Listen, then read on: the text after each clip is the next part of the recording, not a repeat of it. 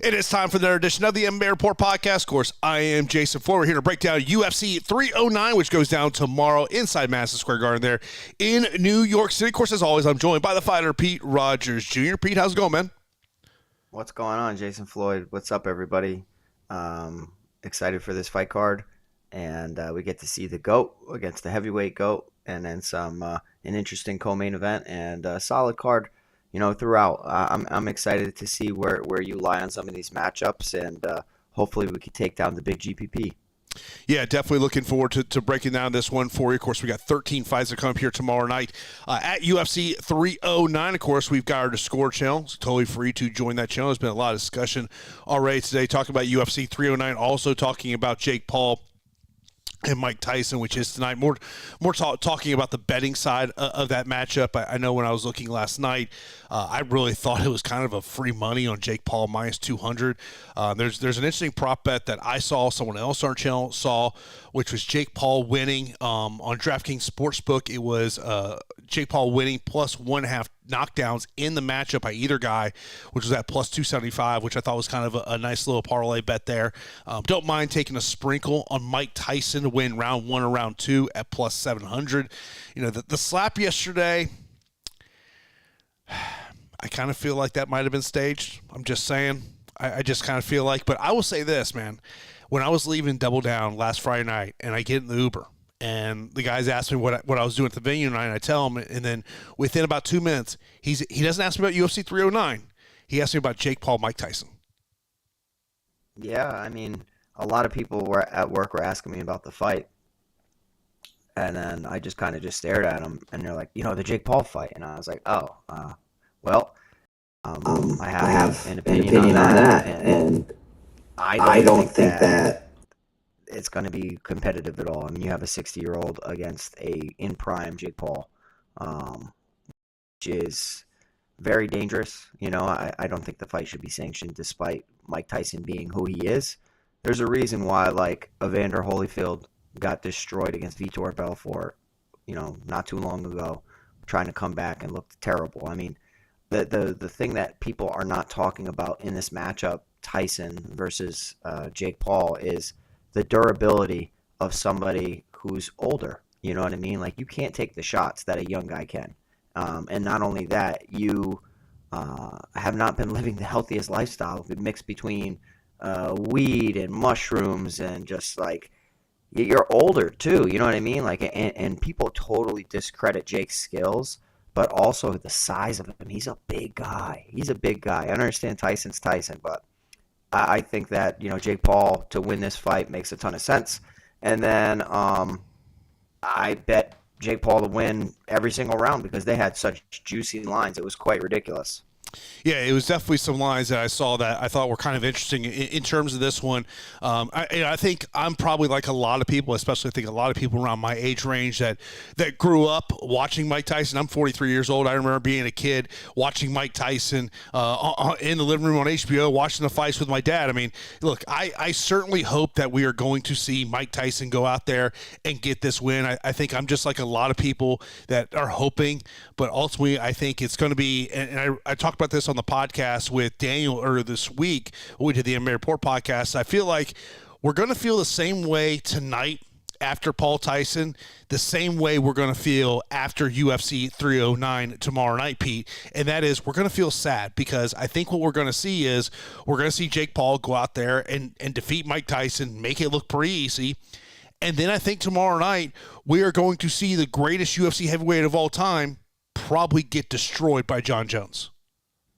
Yeah, I think it's going to be a bad night for Tyson. I think it's going to be a bad night for Stipe Miocic. I think that, Jake Paul is going to win inside the distance, and I believe Jon Jones is going to win inside the distance. So it is a sad night for the purist of the people that grew up watching Tyson destroy the heavyweight division, being this young kid just absolutely coming out of nowhere, dominating under the tutelage of Customato, and then just a career of Mike Tyson. Jake Paul is extremely intelligent, and his entire approach to this fight game is so smart because at the end of the day, when you pull out his resume and you look at all the names that are on his resume, it is extremely impressive.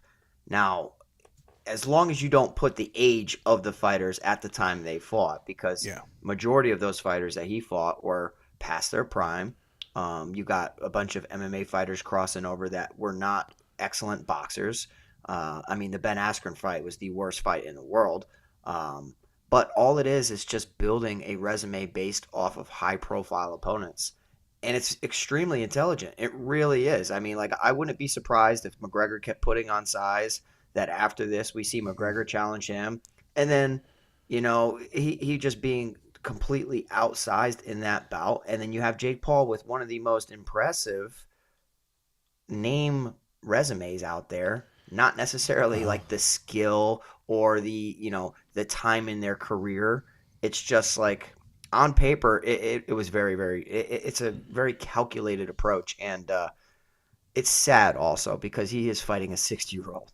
Yeah, I mean, I think one of the things, and I was going to bring up this point when we're talking about John Jones, because Jones made a comment today about his weight. I do wonder, with Jake Paul fighting at a heavier weight, and this is something they were preparing for prior to the fight against Mike Perry. I ultimately had to cut down some weight. I talked to somebody who had talked to somebody inside Jake's team about kind of how they were really bulking up. That's going to be kind of, I think, the interesting side of the story. I mean, look, it's going to be a freak show, a fight, and as a combat sports fan, I mean, I get Jake Paul's making the money. I just hope that sometime he does start taking on, if he's truly wants to be a world-class boxer, just start kind of taking on those world-class boxers. But we'll see what happens. I mean, look, there's going to be a lot of people watching it. I'm going to go out with some friends tonight to watch this one.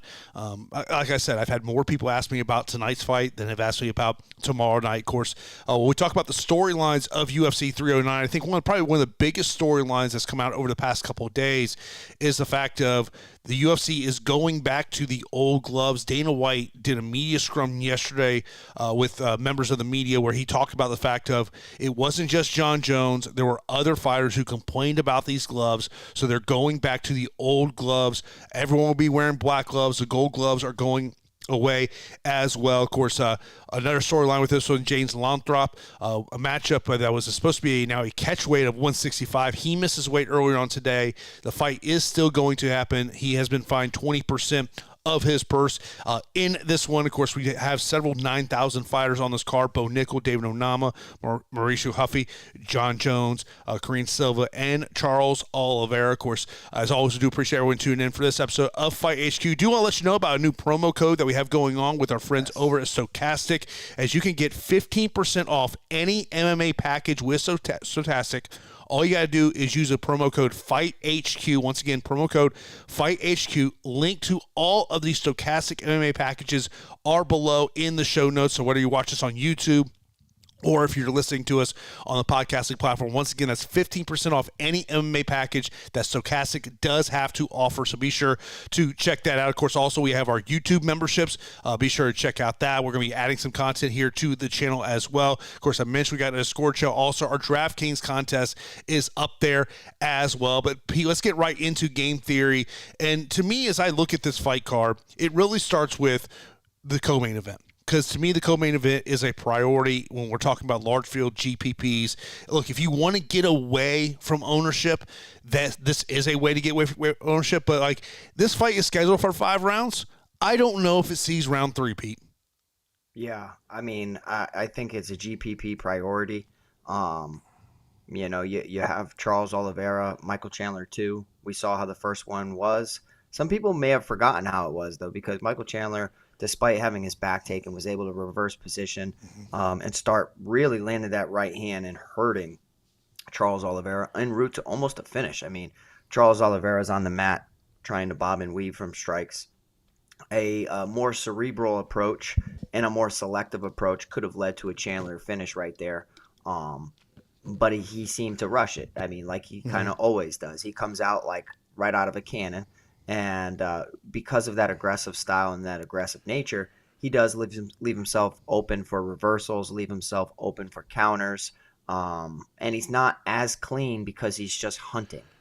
But I think in this matchup, like, we're going to see a guy with possibly the most motivation than anybody. I mean, he's been like held back for 2 years because of Conor McGregor. So I'm really excited to see how he looks here. Obviously, there's the other side of the equation of like, well, 2 years of inactivity. So we'll have to see. But timing, rhythm, and that's a big major factor in the fight game. Mhm. But I also know that he's preparing and like he's all in. I don't have to trust.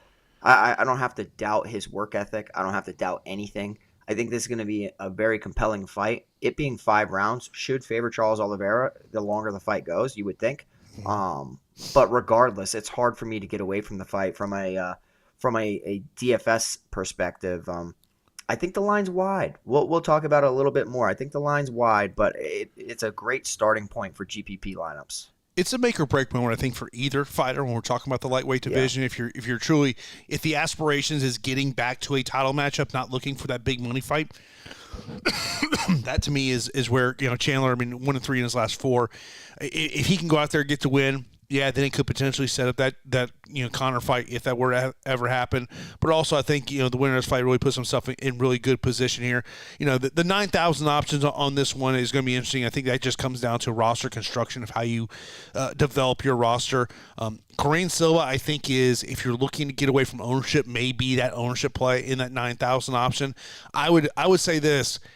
I would almost rather build a lineup with Obon Elliott at the top, as opposed to, say, going up to a 9.8 Bo Nickal, a 9.7 David Onama. And I love David Onama tomorrow night. I think it's a matchup he should go out there and shine. And Mauricio Huffy, I think, is another one that I really like. And, I will tell you this, because of the missed weight, the fact that this is in New York, I would have some concerns about rostering that fight in case it does maybe get canceled on fight day.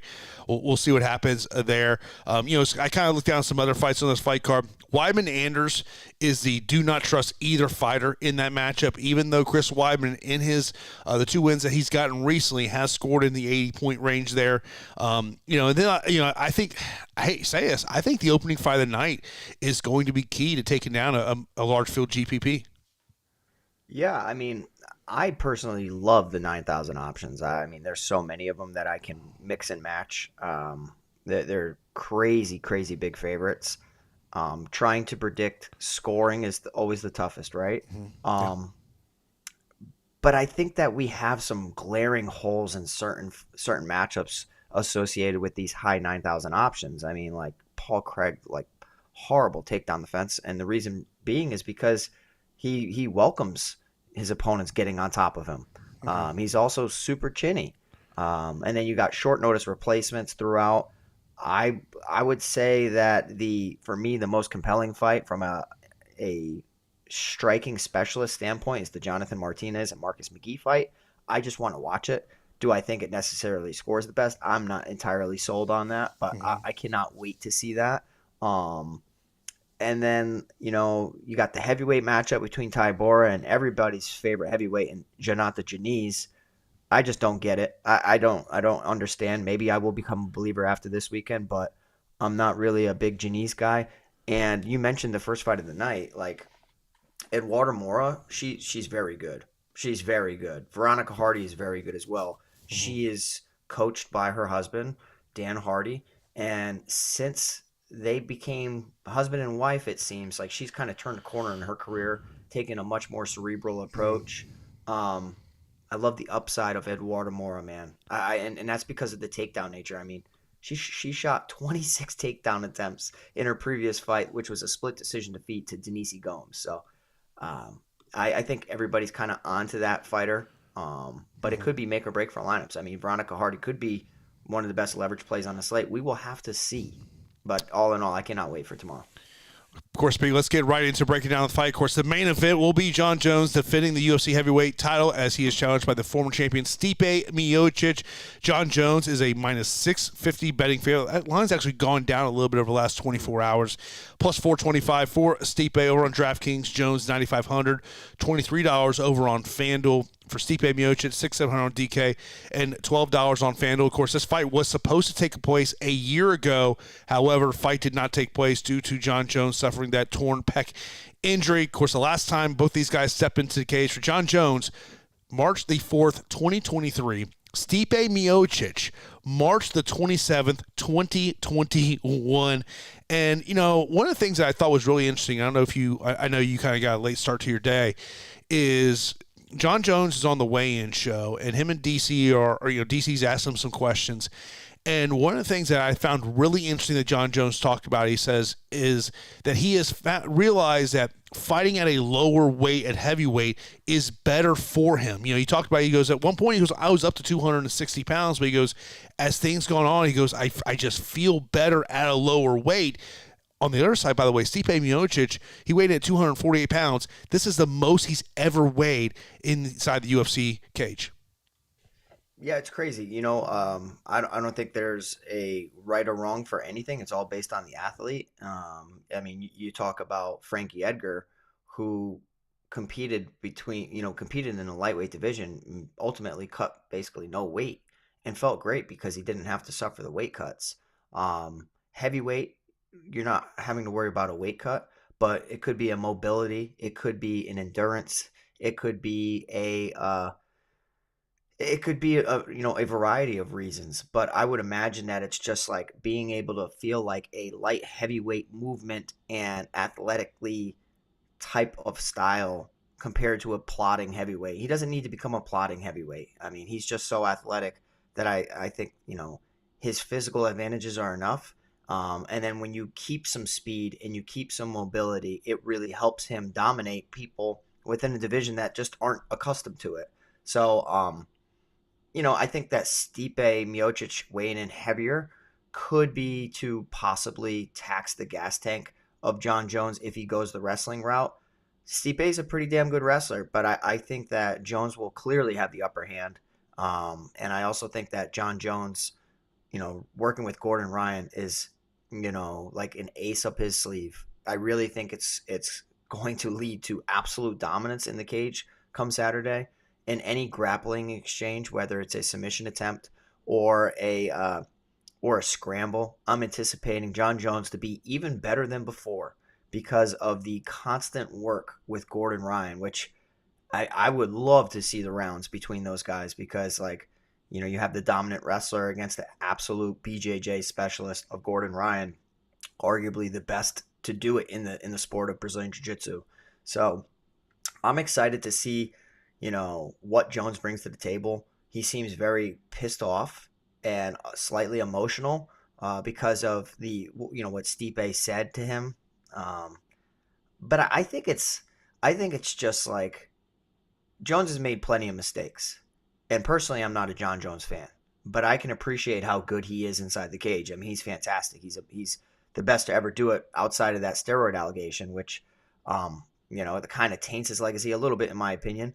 But, I think that he just has some demons himself and some things that have always bothered him throughout his life. And perhaps Stipe kind of pushed that button a little bit, and you might have woken up the beast. I think it was going to be a bad night. I can see Jon Jones utilizing the new knowledge under Gordon Ryan incorporated with his already fantastic athleticism and takedown ability, getting Stipe in a good position, and choosing to ground and pound him instead of submit him because I'm expecting him to be a little bit more angry than usual. So maybe I'm wrong. I think it's just a risky bet betting KO or sub. I personally like Jon Jones inside the distance. The line is wide, but I think it makes sense though. Stipe's old. I mean, it's been nearly 4 years since the last time we saw him. He didn't look good his last time out. He's coming off a bad knockout defeat. He's stiff. He's going up against the most physically advantageous heavyweight that we've seen. Give me Jon Jones inside the distance. And for DFS, I love it. I think that whether he tortures him throughout 25 minutes and then finishes him late or makes quick work of him, I think that Jon Jones is at a fantastic price tag, and he's clearly going to be a start for most of my lineups at 9,500. Yeah, in terms of prop bets, I'm kind of more looking at those round 2, round 3 props on Jon Jones. Yesterday when I was looking at some of the prop bets, I did see the over 2.5 rounds at plus 110. I have a feeling you might sweat that one out. One of the things I keep thinking about is like the path to Stipe Miocic winning this fight. That's the one thing going to. And you mentioned about also, not only did he bring in Ryan for the jiu-jitsu aspect, Jon Jones brought in Gable Stevenson for the wrestling aspect of this fight. And people have not seen, Gable Stevenson is heading back to the University of Minnesota for his last year of eligibility to try to become a 3-time national champion. And I think the expectation is that ultimately he's going to make that move over to MMA. But yeah, I like Jon Jones here. I can't give you a path. The only thing I can think of is if Stipe can make this a grinding fight against the fence. That's the only path I can see for him. No, I think that Stipe's got sneaky power. So I think that his path is to put some hands on Jon Jones, who can be uncomfortable at times. And as long as Stipe is the aggressor, he's much better than if he's at distance getting eye poked and prodded from range. So, I think that Stipe needs to – he gets hit way too much as it is.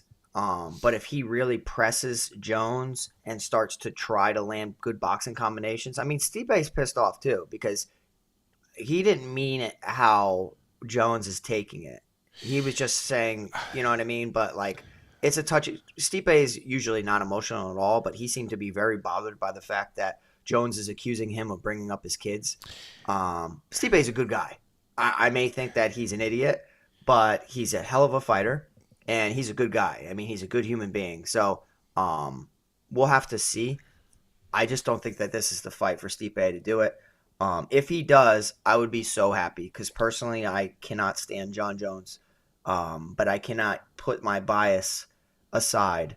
I mean, I have to put my bias aside and say that Jon Jones is going to dominate Stipe Miocic despite what I want to happen. I would love nothing more than Stipe to come through and humble Jon Jones, but I just don't expect it to happen. I think Jones wins by ground and pound.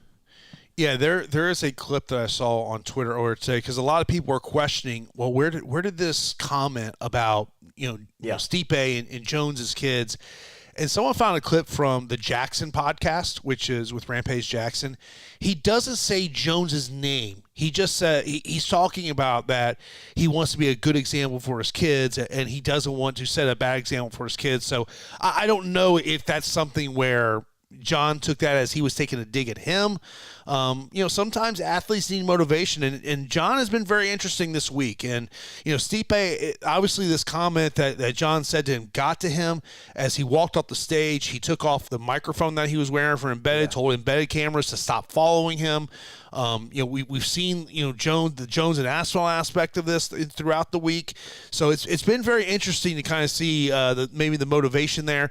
And I'll say this on the whole Jones Aspinall thing is if Jon Jones only wants to fight one more time, Pete, you got to look at it from the Jon Jones aspect.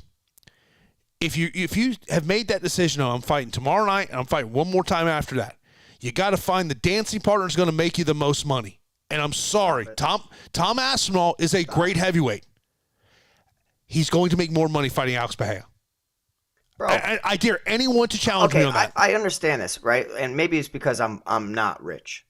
But like, at what fucking point is 8 million versus 10 million or 7 million versus 9 million? I mean, for crying out loud. No, you have to look at the pay-per-view aspect of this, Pete. I don't care. There's and I'm not buying that, Jason. It's a cop-out. And the reason I'm not buying that is because he wants a soft-ass matchup. And the reason that Alex Pereira is a soft matchup is because of the glaring hole in his wrestling. Alex Pereira is the Conor McGregor right now. Everybody's obsessed with him. Shama. Everybody loves him. I do too. There hasn't been a fighter to expose his weakness yet. Jones is too smart for this guy. Jones would incorporate his wrestling, and could he get knocked out? Absolutely. I hope that he did. But it's a much easier fight than Tom Aspinall. You cannot say like that the weight of beating Tom Aspinall doesn't outweigh Alex Pereira, who is a 185er, 205er, to now come to heavyweight. I mean, no, but I'm looking at this is the Jake Paul approach right here. I'm looking at it from the business side. This is straight up looking from the business side. Because I'm gonna tell you this right now, okay? If you walked into your grocery store right now, how many people know who Tom Aspinall is? Yeah, I don't think I just think like I'll use a sports bar analogy. More people will know who Alex Bahia is than will know who Tom Aspinall is. of course, but who cares? I mean, like he's ducking my boy Tom, and it's so evident. Tom is so dangerous take your because Aspinall guess what? blinders off, okay? He has I those love blinders Tom. off. No, you got to be honest. He has wrestling and he has jiu-jitsu throughout his whole life, and he's a true heavyweight who knocks people out. He's not a 185er who's been a kickboxer his whole life, who now trains under Glover Teixeira, and now is suddenly a black. You know what I mean? Like Alex is amazing. I'm a huge Alex fan, but it's stupid. It's stupid. I just don't I don't understand. Maybe when I start making millions of dollars one day, I'll understand. Like, oh wow, 6 million versus 9 million. Like, it's all the fucking same. You're a millionaire at that point. How much money have you made throughout your career, bro? Like, I mean, come on. All you're trying to do is just take hype. All you're trying to do is just take hype from the hottest thing in the game right now, which is Alex Pereira. Look, at the end of the day, as a fight fan, I'd love to see both fights. But I understand if I am Dana White, I am Hunter Campbell, I am Ari Emanuel, and I know I only got one more fight left with John Jones, I know the fight I'm making. And I mean, and look, if people can talk about the interim title, that interim title don't mean anything. That is just it came out in the antitrust lawsuit. They do that just because they want a title on a pay-per-view. I mean, that's the way it is. Yeah. And I'll say this: I think Tom is handling this the correct way. I think Tom's the man. I think he's realizing that he's got to open his mouth. I think at the end of the day, if and when John Jones wins tomorrow night, John Jones will say, "Tom Aspinall, you want it? Come get it." No. I'll tell you what's going to happen, right? And everybody a part of our community, thank you so much for joining. Make sure you hit that like button, get us over 100 likes, get us to 5,000 subs, get inside the Discord. It's free to join. I'm telling you what's going to happen. John Jones is going to dismantle Stipe Miocic. Already just took out the best heavyweight we've ever had, right? Mm-hmm. And Jones is going to retire or relinquish the belt because he's tired of defending the belt. And then he's going to sit back, and in 6 months to a year from now or whatever, he's going to accept super fights only, as he talked about, where he doesn't have to worry about a belt other than one that he could possibly claim, which would be a new BMF belt against Alex Pereira. So because Dana says if he's the champion of the world, he's going to be fighting Tom Aspinall next. There's his way out of it. He's going to relinquish the belt, sit back, chill, and then he's going to get a phone call for a new BMF belt against Alex Pereira to draw crazy pay-per-view numbers. And we'll all be super excited for it. And then he'll beat Alex Pereira. And then now he'll have all these championships in addition to the BMF belt. Look, it's a fun topic to debate. We'll see what happens. I think ultimately John Jones' next fight will be July of next year, International Fight Week. Yeah. Unless they decide that's when Connor's going to return, I don't think they would put Connor and Jones on the same just because financially it just doesn't make sense for the UFC to do that with the amount of money you're going to pay both of those guys. Because typically, I think, when you have someone like a Jones or a Connor, you're going to put, fighters who are making a lot less money because of the amount of money that Jones is going to make. But, I mean, look, if you talk about the top two draws in the UFC right now, it is John Jones, it is Alex Bahia. They are your top two draws. If you go in Jason Floyd's room, he's got 5 posters of John Jones up, all signed memorabilia. We got the biggest John Jones fan in the world. Why are you hating on the GOAT? Why are you hating on the GOAT? I hate him. I really do. So, and I'll openly say that. So, yeah, I'm just not a fan. So, yeah. I appreciate his skill. He's the best fighter to ever do it. But I'm just not a fan. By the way, one thing I do want to mention here, because I was down in Miami for Double Down FC 2 last weekend. I'm going to tell you 2 names to pay attention to. One guy's out of American Top Team, and the other guy's out of Fusion XL. American Top Team, Fidel Gurmikia. He's now a 3-1 bantamweight. I think he'll be in the UFC within the next year. Came over from Rome, Italy. Just started training American Top Team 3 months ago. Pay attention to him. Another one, Reggie Northrup. He is going to ultimately be a light heavyweight, now 3-0, trading now at Fusion XL, former football player. be on the lookout for both those guys. I think you're going to see both those guys in the UFC in the very near future. I would say within the next 12, 16 months, I think you're going to see both those guys in there. Let's move over to our co-main event. It is a rematch. Charles Oliveira taking on Michael Chandler. Michael Chandler is going to look to even the score here. Chandler is a plus 210 betting underdog, minus 260 for the Bronx. The Bronx is $9,000 on DK, $19 on FanDuel for Chandler, $7,200 on DK, and $10 on FanDuel. Of course, their initial meeting happened back at UFC 262 there in May of 2022, where Charles Oliveira got that second round TKO win against Chandler. Of course, Chandler got off to a great start in that matchup, and kind of what we've seen from the Bronx over the years, gets off to a slow start, ultimately turns it around here. And of course, when you look at their last fights, it was back April of earlier this year for Charles Oliveira, losing that split decision against Arman Tsarukyan. For Michael Chandler, we have not seen him since November of 2022, so nearly exactly 2 years away from competition for him. Of course, that was that submission loss against Dustin Poirier. The Bronx does have a 3-inch reach advantage in this one. When you look at Michael Chandler, 1-3 in his last 4 matchups, that only win against Tony Ferguson. The other 3 losses against Dustin Poirier, Justin Gaethje, and Charles Oliveira. 38 years old, 4 of 5 fights in the UFC have ended via stoppage. And, Pete, we talked about this a little bit earlier, but to me, this is a GPP priority fight. Yeah, I love this matchup, right? I mean, like, you could talk me into picking either one of these guys, Charles Oliveira, Michael Chandler.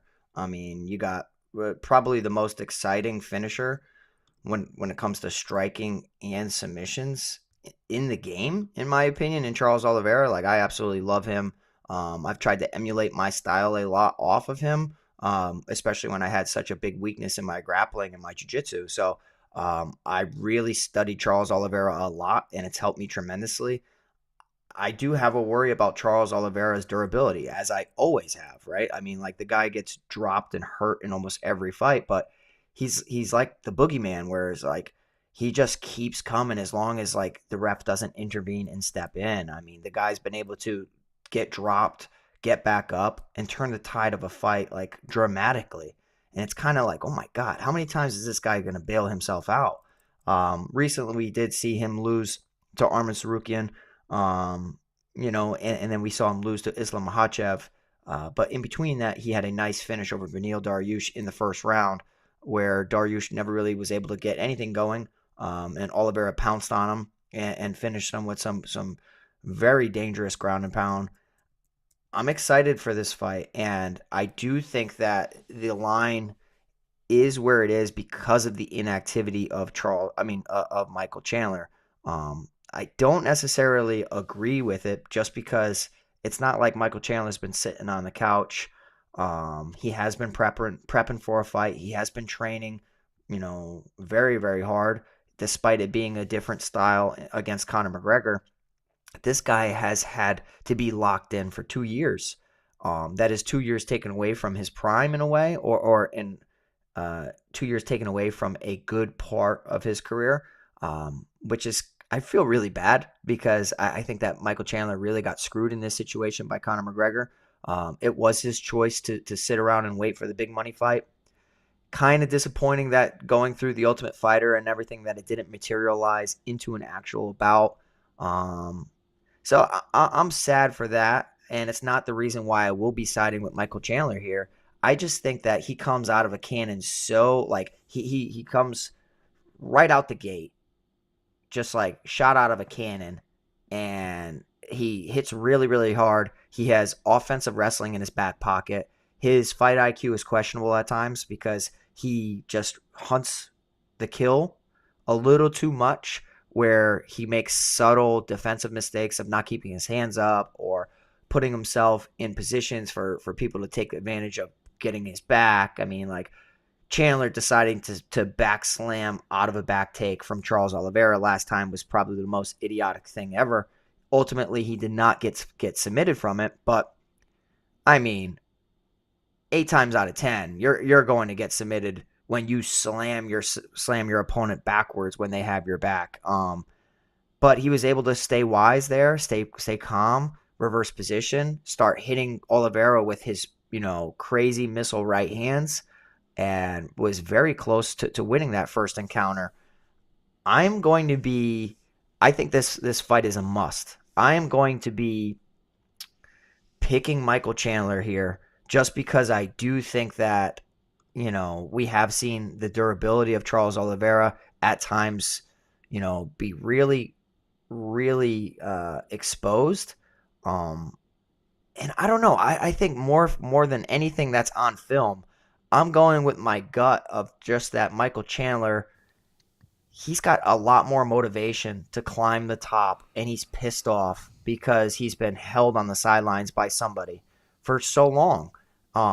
So I think from a mental aspect, like the motivation factors for Michael Chandler makes me pick him more. Clearly the safe pick is just pick Oliveira because he's got more ways to win between knockout or submission. Chandler, in my opinion, only has one way to win, and that's by KO. But I think I'm going to side with Michael Chandler here, Jason. I think that there could be close moments, but I'm going to pick Michael Chandler to be a little bit more cerebral than he has been in the past. Maybe be a little bit more selective with certain kill shots, and I think he's going to get Charles Oliveira out of there. I think regardless, this fight's over before round 4. So I don't like the 5-round aspect for Michael Chandler. He's a workhorse, but at times you have seen him fatigue. So I think the 5-round nature would favor Charles Oliveira if it ever reached round 4 or 5. But for me, I think just my gut feeling is that Michael Chandler pulls this off, and I expect him to be probably the most popular underdog on the slate. One of the he's got to be the most popular at 7,200. The line's just too wide for me. So you could pick Oliveira to win, but bet Chandler or use Chandler more in your DFS lineups just because you think the line is off. I'm just going to be a little bullish, and I'm going to say I'm going to pick Chandler to win, and I'm also just going to really stack Chandler in a lot of my lineups. To me, it's a boom bust play on Michael Chandler. The clear first round upside I do see in Michael Chandler, but definitely have concerns about if this fight gets out of the first round. This is going to be one of those fights that I'll probably be live betting because I think Michael Chandler will get off to a good start. But, to me, if this fight does hit the second round, depending on what that live odds is on Charles, I'll probably look to live bet Charles in this one. Like you, I don't think this fight hits the championship rounds. I really don't. I don't even know if this fight hits the third round. I think this is over in 1 or 2. It's either a first round win by Michael Chandler, second round win by Charles Oliveira. In large field tournaments, you got to prioritize this matchup. You have to prioritize this matchup because, look, it's going to have a ton of ownership on both sides of the equation on this one, but to me, I'm going with Charles Oliveira. I'm just concerned about the durability of Michael Chandler, 38 years old. At the 155-pound division, you generally don't see 38-year-olds do very well. So to me, it'll be a Charles Oliveira play for me. Next up, we've got Bo Nickal taking on Paul Craig. Bo Nickal is a 15-1 betting favorite here against Paul Craig. Craig is plus 750. He's 6,400 on DK, $7 on FanDuel. Bo Nickal 9,800 on DK. And $24 on FanDuel. When you look at Bo Nickal, 3-0 in the UFC, all of his wins in the UFC have come by first or second round stoppage. You look at his DraftKings scores here, and I think that's kind of one of my thought process of this fight is salary versus fantasy score upside of Bo Nickal. He scored 100.3, 127.9, and 109 points in his 3 fights. Now, Paul Craig recently dropping down to the middleweight division last year, 1-2 since dropping down, has lost both the back-to-back fights via stoppage here, of course, against high-level competitions. And, one of the things of, going down that rabbit hole and some of my research in this one, Paul Craig, Pete, has had 18 UFC fights. He has only gone the distance once. Yeah, I think that this fight is really interesting because you have a guy who is a veteran in Paul Craig against a hot prospect in Bo Nickal. It's clearly the biggest step up for Bo Nickal. Does he rise to the occasion? Paul Craig is a big guy. Him competing within this division is good for his career because of the physical advantages he'll have over most people. He's a very tall guy, can use his range a little bit, set up his takedown entries to really hunt for submission wins. We've seen Paul Craig pull off miracles in the past against Ankalaev with the closing seconds of the fight. But to me, Paul Craig's cool to bet on because he's like the perfect Hail Mary. He's like Brett Favre in a way, where Hail Marys or even Aaron Rodgers with the Hail Mary. It's just there's a chance. It's not a dead play. Bo Nickal to me though is a guy that a lot of people were really high on, and then they kind of hopped off the hype train a little bit because of some dud performances, or what we would consider a dud performance, which is 109 points against Cody Brundage, because he looked human. I mean, Cody Brundage wrestled collegiately. He's a very good wrestler, if he's anything. But, Bo was able – he's learning on the job, man. He really is. But in that situation, in that fight, he was still able to get 3 takedowns and had 7.5 minutes of control time. Scored 109, priced at 9,500. I mean, it's over 100 points. I think that Bo is safe to get 100 points. I really do. I think that he also, not only is he the safest play in my personal opinion, just because I'm not a big believer in Paul Craig's defensive metrics when it comes to his takedown defense or his striking defense. I just think that Bo Nickal took the appropriate time to step away from the game a little bit, to round out, get better, went to Florida and has been training in Florida extensively. Like, I like it better when I see Bo go out of his element, and instead of working with his college friends, just goes to American Top Team in Coconut Creek and stays there for a large majority of his camp, to go be surrounded by all those, black belts and all those high-profile wrestlers and the best mixed martial arts team in the world. I like that better than when he's just like thinking that he knows how to beat people, surrounding himself with the Penn State guys. Like, I don't know. I like Bo Nickal a lot more under the tutelage of a proven MMA camp.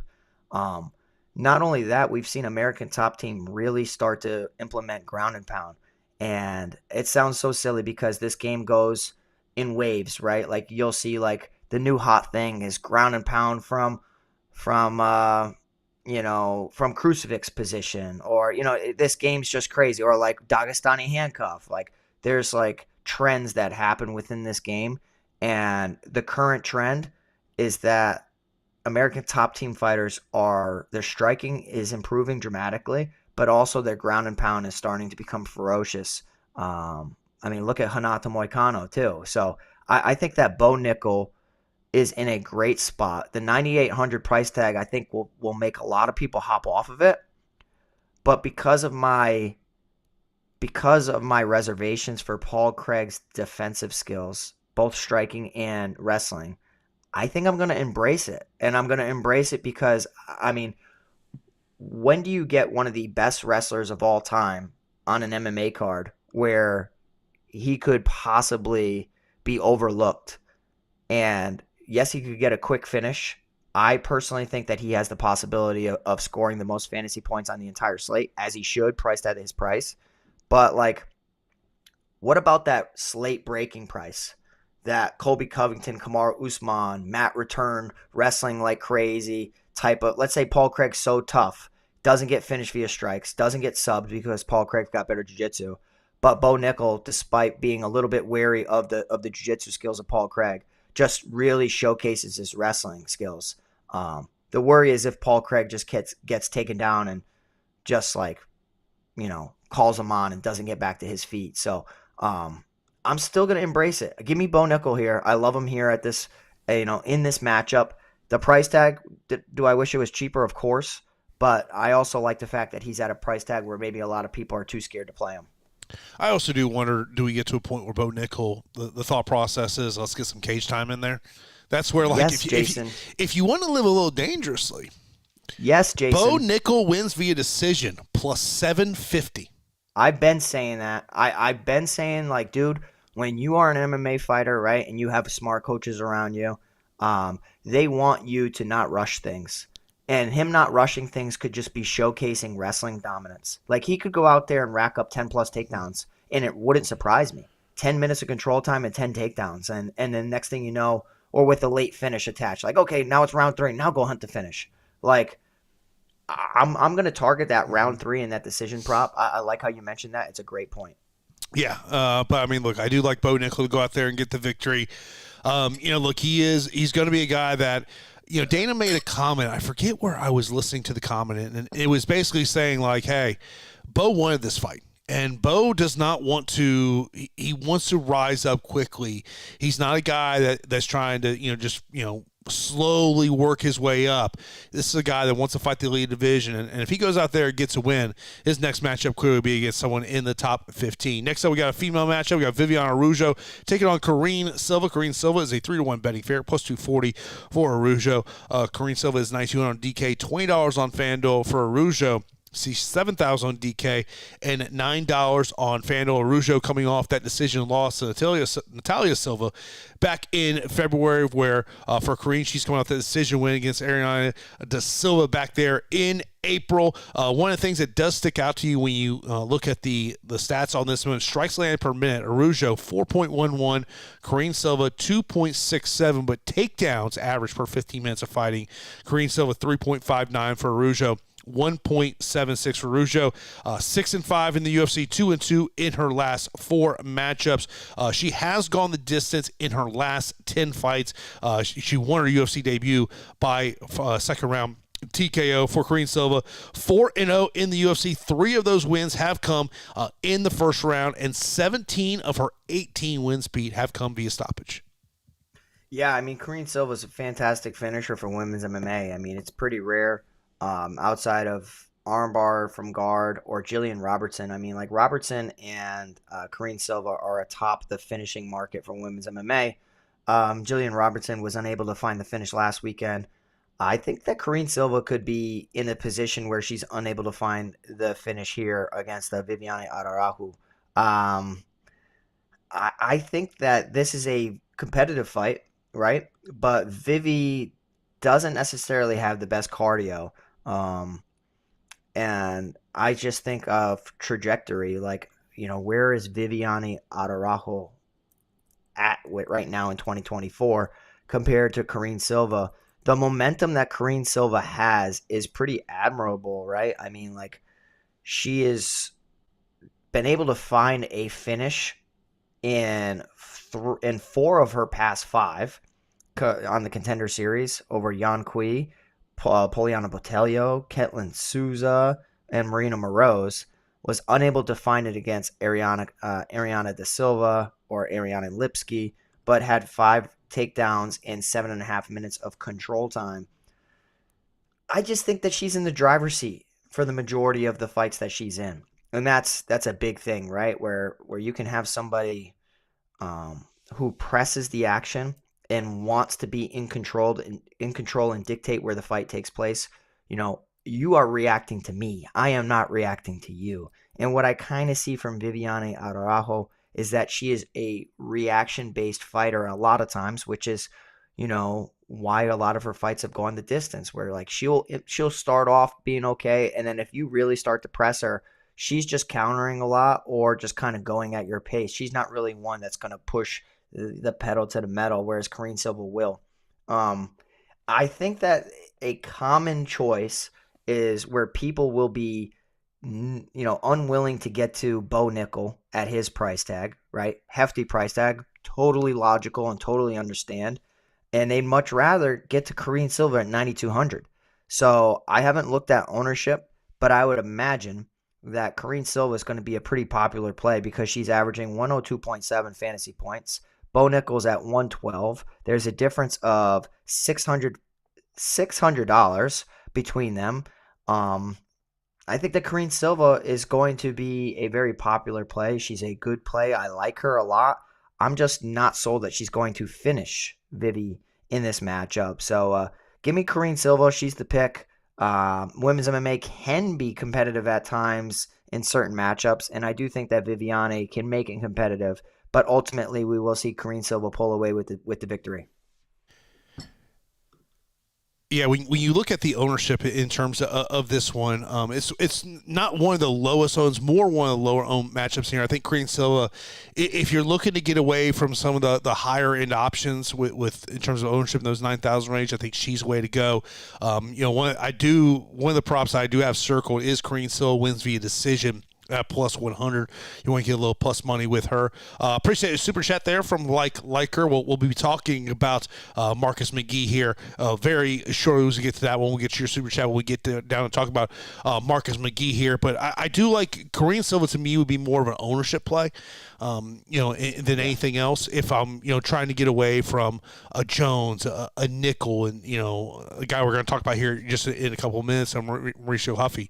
That to me would be, I would go there, but I do expect her to go out there and get the win there. But like you, I do wonder whether that finish is ultimately going to happen in that one. Now, our opening fight of the pay-per-view will be Mauricio Huffy taking on James Llontop. Llontop did miss weight here earlier on today. The fight is still going forward. He was fined 20% of his purse. Of course, news came out yesterday via the UFC that the matchup was now going to be at a catch weight of 165 pounds. James still missed weight. He was the final fighter to step on the scale here today here. Of course, Mauricio is a minus 950 betting favorite. James plus 550.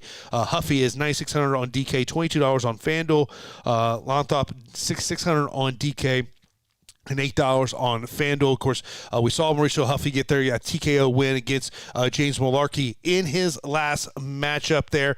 And, Pete, we always talk about there are gyms that we are going to back. And sometimes it can very much comes in waves where one gym, for a 6, 8, 12-month period is just on fire.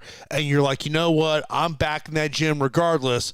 And Mauricio Huffy comes from a gym that we are right now backing, and very good reason why you want to be backing the Fighting Nerds. Yeah, I mean, I love the Fighting Nerds. You guys know that I've been saying that they are an incredible gym for quite some time now. Everybody's catching on, which is great. I love it. I love it when I see the people that I was high on early start to succeed, continue to succeed, and everybody starts to welcome them. The Fighting Nerds, I don't know what the hell they do. They seem so damn cerebral. I don't know if they spar extremely hard. I don't know if they barely spar. I don't know if they just pitter patter and treat fights like chess. I've seen them work out as far as hitting pads, and the pad sessions are intense.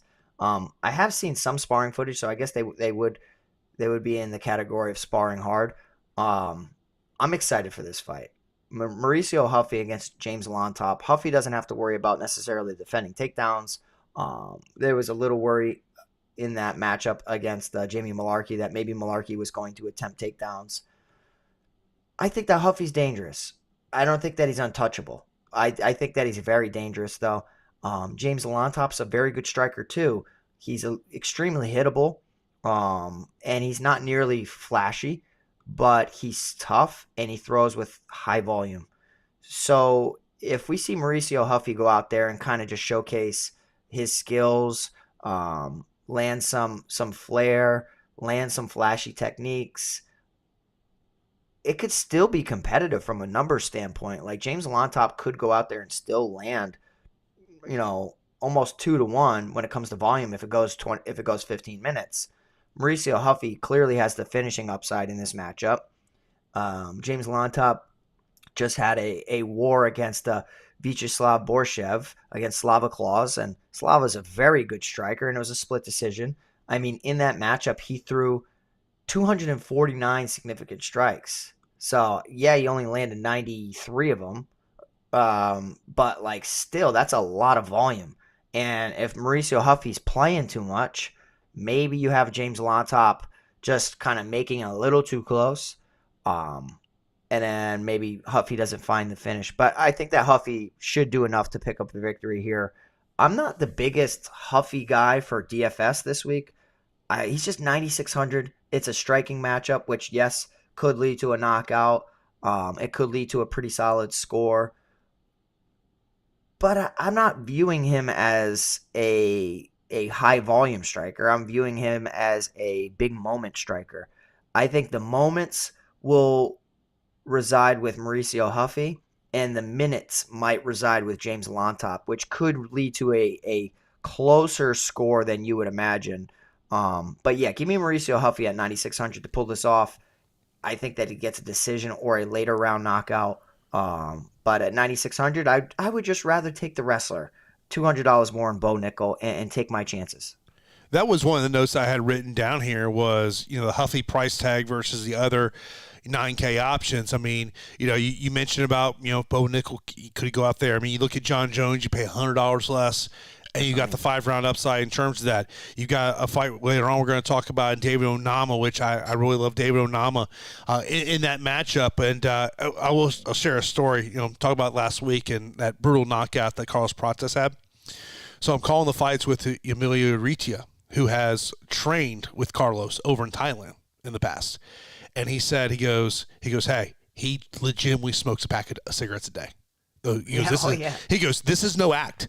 Like, he goes, he truly does smoke this amount. And I just had to go, it is crazy to think about a high-level mixed martial artist that his vice is cigarettes. Yeah, I mean, my fighter wasn't a high-level fighter, but one of my fighters, I was 17 at the time, and my fighter was 28, and he had the best cardio in the gym, and his name was Crush, and he had the best cardio in the gym, and he was a consistent smoker. It made no sense, and he's out working everybody, and we're like, bro, like, how does this even make sense? You got another lung? Like, what's going on? But yeah, so I have some experience where I'm a coach, and I'm like, bro, you got to quit that. He's like, oh, I can't quit. I work too hard at work. But I couldn't complain because it didn't affect his performance. It was just like, man, you're so good while you're doing this. I would think you'd be better without it. But yeah, I mean, Carlos Prates is a freaking animal. I love him. I will tell you, last week I had a really profitable MMA betting weekend. Nice. It was literally, I think the only bet I lost was actually on the main event. I had the over 1.5 rounds. Had it plus money, and I'm sitting there. I'm watching with a couple buddies of mine, and they all had Carlos Prates by knockout. They had that prop. I go, hey, I'm cool with it. Just go over 1.5. Just go over 1.5. And when that knockout, when he rocked him, I was like, oh, it's over. It's over. Isn't it awesome? Like, watching sports with friends is great, but now having the ability to gamble and sports bet with your buddies, it just takes like buddy night to like a completely different level. Like, you know me, I don't like watching fights with almost anybody. I hate it. I hate it so much it makes my skin crawl. But every now and then I'm okay with it. Like with other sports especially, it's fun to have some skin in the game and with some friends there in an atmosphere like that. So it is fun. Yeah, no doubt about it. Let's move over to our next matchup. It is going to be the featured prelim. Big matchup here, 135 pounds. You got Jonathan Martinez taking on Marcus McGhee. Marcus McGhee is a minus 150 betting favorite, plus 125 for Jonathan Martinez. Martinez, $700 on DK, $12 on FanDuel. McGhee, $8,400 on DK. And $16 on FanDuel. Jonathan Martinez coming off that decision loss to Jose Aldo. Marcus McGhee coming off a second-round TKO win against Gaston Bolanos. When you look at Jonathan Martinez, one of the things to note about him, he has left Factory X in Denver. If you've not been paying attention, there seems to be very much a mass exodus out of Factory X we've seen over the past couple of months. We saw Brandon Royval recently left. We're going to talk about Bassil Hafez. He recently left. And so when we're talking about Jonathan Martinez training down there in San Antonio, training with some guys who have competed in the UFC. For Marcus McGhee, 3-0 in the UFC. All of his UFC wins have come via stoppage. This is a guy that started 0-2 in his career. He is now 12-1 in his last 13 fights. And the super chat that we got here from Like a second ago says, Pete, I saw your post on McGhee highlights. Is he one of the best plays on the slate at 8,400? I love Marcus McGhee. I think that his skills really jump off the tape. I think his versatility in both stance, he can flow so well in both sides. His boxing's great. His taekwondo is great. His wrestling's good. His jiu-jitsu skills are solid. He's a complete mixed martial artist, and it seems like his cardio is good too. I mean, not too long ago, a couple weekends ago, I was really hyping up Kyler Phillips and against my guy Rob Font. I'm really buying into the MMA lab. I really am. I think that they got the best 135-pound room out there currently. But Kyler Phillips has always had questionable gas tank for whatever reason. I don't know if it's a pacing issue or whatnot. But Marcus McGhee's very patient, man. Like he's able to, pick his shots, and when he throws, he's effective. He's accurate. He sets up body work. He will recognize tendencies of his opponents. This isn't an easy fight against Jonathan Martinez, and I wouldn't fault you if you wanted to really, dabble with a Jonathan Martinez as an underdog. I mean, he's beaten a lot better opponents than anybody that Marcus McGhee has. I mean, Marcus McGhee has wins over Journey Newson, JP Bays, and Gaston Bolanos, whereas Jonathan Martinez has wins over Adrian Yanez, Said Nurmagomedov, Cub Swanson, Morales, Perez. I mean, we could keep going on. And he's had competitive fights, even against Jose Aldo. I think, though, that, Marcus McGhee is the guy. I really do. I think that he's just too smooth for Jonathan Martinez. Martinez is used to being the better striker in most of the matchups. I'm not convinced he is. I'm not convinced he's a better striker than Marcus McGhee. And if he is, I think that Marcus McGhee has that wrestling element that's really kind of getting slept on in this bout. I mean, we saw him capitalize with a rear naked choke victory in his debut against Journey Newson, who is a Brazilian Jiu-Jitsu black belt, if I'm not mistaken. So, he has that grappling element. Jonathan Martinez has been chinned in the past. He has been outworked in the past. And I just think that Marcus McGhee's too intelligent to just get leg kicked to death like everybody. I could be completely wrong. 8,400 is going to be a very popular pick. I do expect this to go the distance, though. And that may be a bold call. But I think that Marcus McGhee just kind of puts together a great 15-minute performance. Maybe it doesn't score that great, but if one of them has the finishing upside, it is McGhee, in my opinion. So from a DFS aspect, I'm not sure if I would be as inclined to pick this fight as the public's going to be.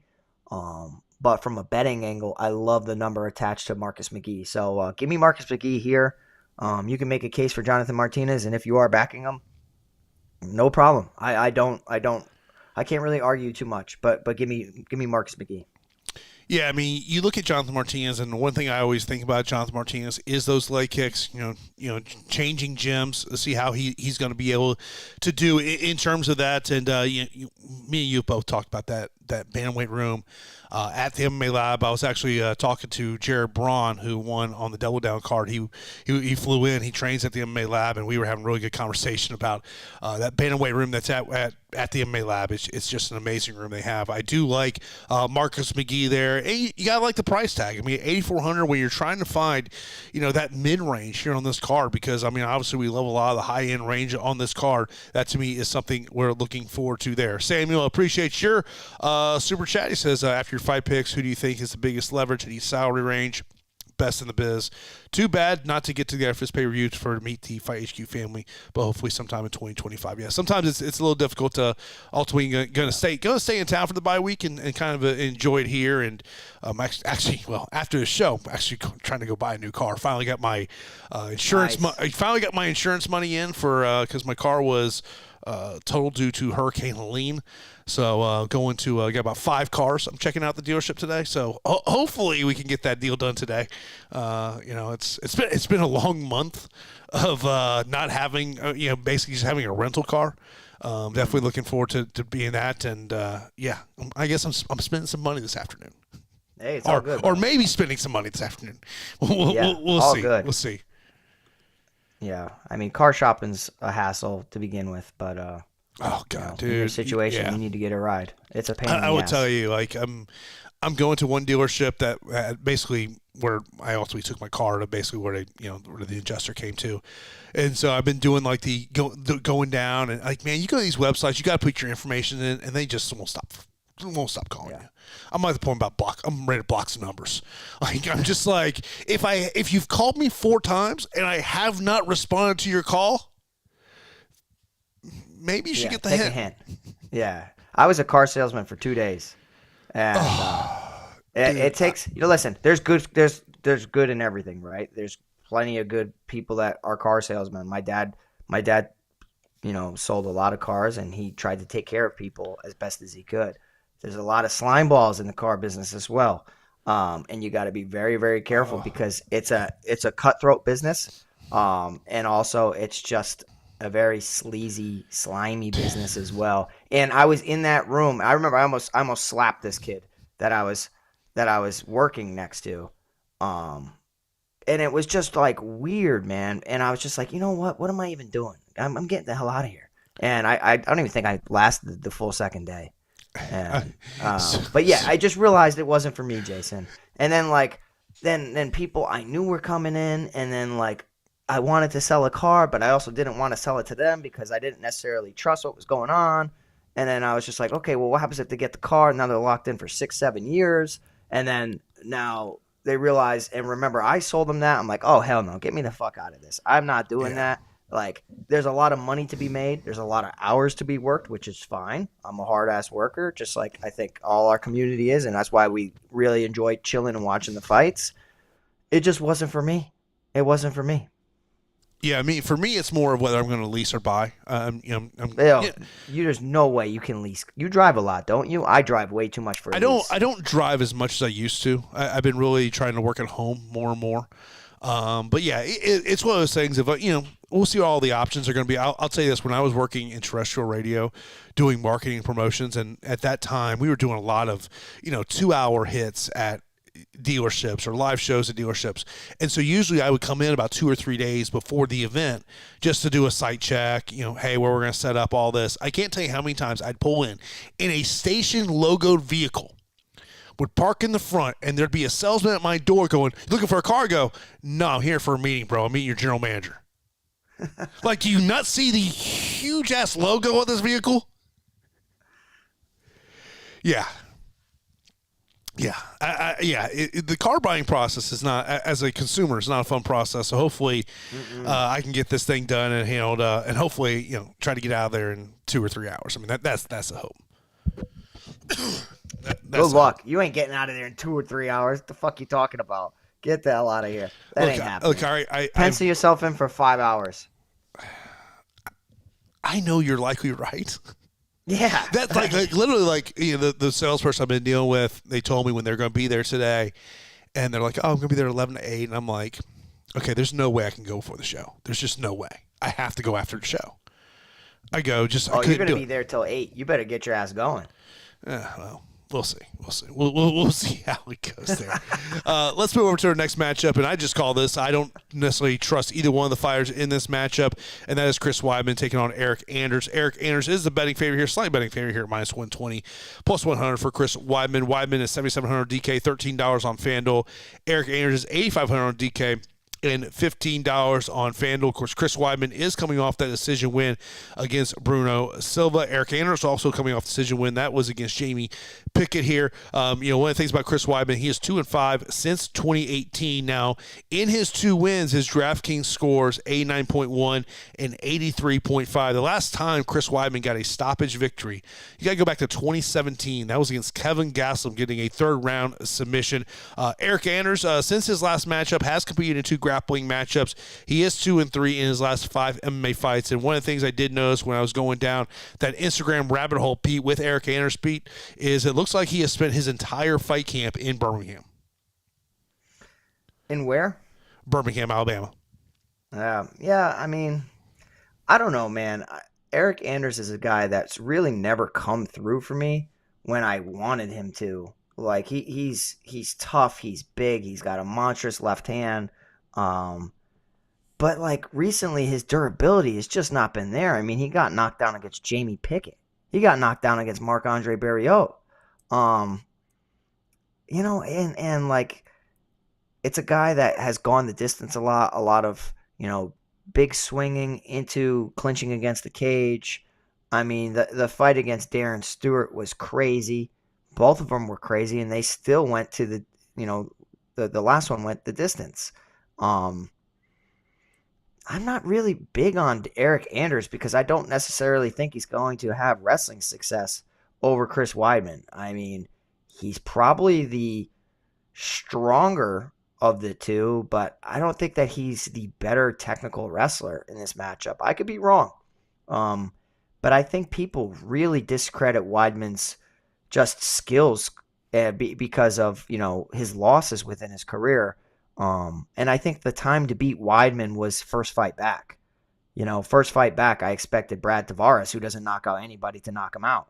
Didn't happen. Then I was like, okay, maybe Bruno Silva's going to go out there and just completely, dismantle Weidman. But between the 12 eye pokes that Weidman implemented, Silva was unable to do it. And then you had Silva walking away with another loss and Weidman walking away with a win. So, like, back-to-back 15-minute fights, I think, is beneficial for a guy that was out so long within his career with those crazy leg injuries. And I actually think that Chris Weidman is the play here. I think Chris Weidman's the play just because I don't see Eryk Anders knocking out Weidman, because, like, Anders just is not the greatest finisher in the world. He could hurt Weidman, but I think Weidman's smart enough to clinch him and then start to test the takedown defense of Eryk Anders, which has been pretty solid, 79%. But at range, I just think that we will see Weidman just be a little bit busier. So yeah, for me, it's a slight lean towards Chris Weidman just because I think the takedown attempts from Weidman will be more often. Weidman's going to be much more willing to blend his strikes into his takedowns, even if they're unsuccessful. So he's going to be the busier fighter from the optics standpoint. I just think this fight scores poorly. But give me Chris Weidman to win a decision here, Jason. I do think that he does enough in a victory. I do think that he does enough in a 15-minute fight to get the nod. I just don't think from DFS it's going to be a priority for me. I think he's going to score like 70 points. Yeah, I mean, I think either one of these guys, that fantasy score upside. I mean, if you're looking to play the leverage game, Eryk Anders, I think, is a great ownership leverage play. I just don't, I expect this thing to go 15 minutes. I mean, if you look at the decision prop here, it's plus 185 on both these guys. I do expect it to go 15 minutes. And, it's just, for me, it's just tough to trust Chris Weidman at this point. It's tough for me to trust Eryk Anders. And I've always been an Eryk Anders guy. I've always had a great relationship with Eryk. That was one of the things I wanted to see. Maybe if he had gone out to Arizona and trained at Fight Ready, or maybe if he had gone to Vegas and trained at the PI, seeing that he spent pretty much his entire camp there in Birmingham, Alabama. Next up, we got Jim Miller taking on Damon Jackson. Jim Miller is a plus 155, betting underdog minus 185 for Damon Jackson. Jim is $7,600 on DK, $11 on FanDuel. For Damon Jackson, he's $8,600 on DK and $17 on FanDuel. Of course, Jim Miller is coming off that decision loss against Bobby Karine, which God knows why. Yeah, that fight was not stopped at some point with just the amount of strikes that Bobby was landing in that matchup. Damon Jackson coming off that decision loss there against Chepe Mariscal. For Jim Miller, 5-2 in his last 7, 2-2 in his last 4 fights. The last time Jim Miller won via decision was 2016 against Thiago Alves. For Damon Jackson, he's 1-3 in his last 4 matchups, and his last 3 fights have all gone the distance, Pete. Yeah, I mean, tough times for Damon Jackson, right? Friend of the show. Wish him the best. Hope that he can succeed in this matchup against Jim Miller. I mean, Damon Jackson looked like he killed himself to make 145 pounds. Now fighting at lightweight against Jim Miller, the guy with, the crazy amount of wins up inside the UFC's octagon. It's absolutely nuts what Jim Miller's been able to do, especially as of late too. Like, it's been pretty impressive. So, yes, Jim Miller struggled in his previous performance against Bobby King Green, where he got lit up like a Christmas tree, outlanded significant strikes, 186-57, got knocked down, got taken down. I mean, he just got outworked and outdogged by a better striker in that situation. It's not going to happen in this fight against Damon Jackson from the striking standpoint. I mean, like, Jim Miller's clearly the better striker in this matchup. I could trust Jim Miller's chin. I could trust, the power in his left hand, and I can really trust the damaging low kicks that Jim Miller possesses. I mean, he really brutalizes everybody's legs when he fights them. I mean, Dustin Poirier still talks about it today. Just completely butchers the calf and the inside and outside part of your leg. The grappling element is very interesting, right? Because Damon Jackson, the leech is a perfect nickname for him because when he does take you down, he does stick to you like glue. He has great control, great positional control. You would think that he have a lot more submissions or some crazy submission wins inside the UFC. Oddly enough, he got subbed in his debut against Yancy Medeiros. He submitted Camuela Kirk with an arm triangle choke. He also submitted Mirsad Bektik, but it was taken down 7 times, attempted 7 submissions, and eventually got one in the 3rd round. The most recent fight against Damon Jackson is the one that leaves you with you scratching your head saying, oh, man, that was a really bad look. Chepe's an absolute beast, but Chepe outlanded him 218 to 49 in total strikes.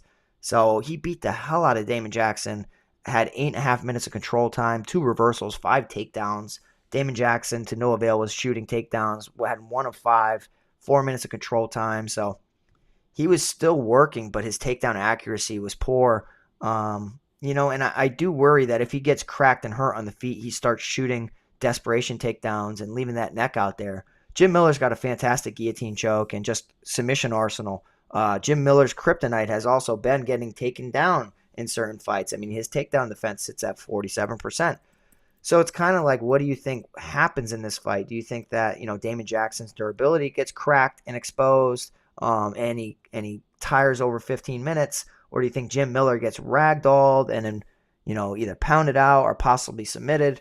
It's possible, but like Jim Miller's a 155-pound fighter. Damon Jackson's a big guy, but has been accustomed to 145-pounders. So for me, I'm going to go with Jim Miller. I'm going to go with Jim Miller as an underdog. I just like the price. I like everything that Jim Miller's been doing. He just got the shit kicked out of him against Bobby King Green, but I'm not worried about that. I mean, he beat Gabriel Benitez. He also subbed Donald Cerrone quickly, which, Cowboy didn't look great in that fight or towards the tail end of his career. But he's live to pull off finishes, and he's dog tough. He went 15 minutes against Alexander Hernandez. I just think that Jim Miller's accustomed to this weight class. So when I saw that he was an underdog and I saw how Damon Jackson's last performance was, I said, okay, I'm going Jim Miller at 7,600. I would tell you, Jim Miller to me is one of my favorite underdogs to target in terms of GPPs. Do understand the volatility that is there with Jim Miller. I will say on the betting side, I don't mind the Damon Jackson wins via decision at plus 140. That is one of the props that has stuck out to me this week, but I'm going to take that shot on Jim Miller. I don't feel, I do understand. I think in a way it's kind of in that boom bust type play, but when you're looking at some dogs, you want to take a chance on. Jim Miller's one of those dogs I'm taking a chance on this week. Next up, we got a matchup that came together on Tuesday. Of course, initially David Onama was supposed to take on Lucas Almeida. Of course, that fight ultimately was scratched here, so Roberto Romero steps in here, took the fight there on Tuesday.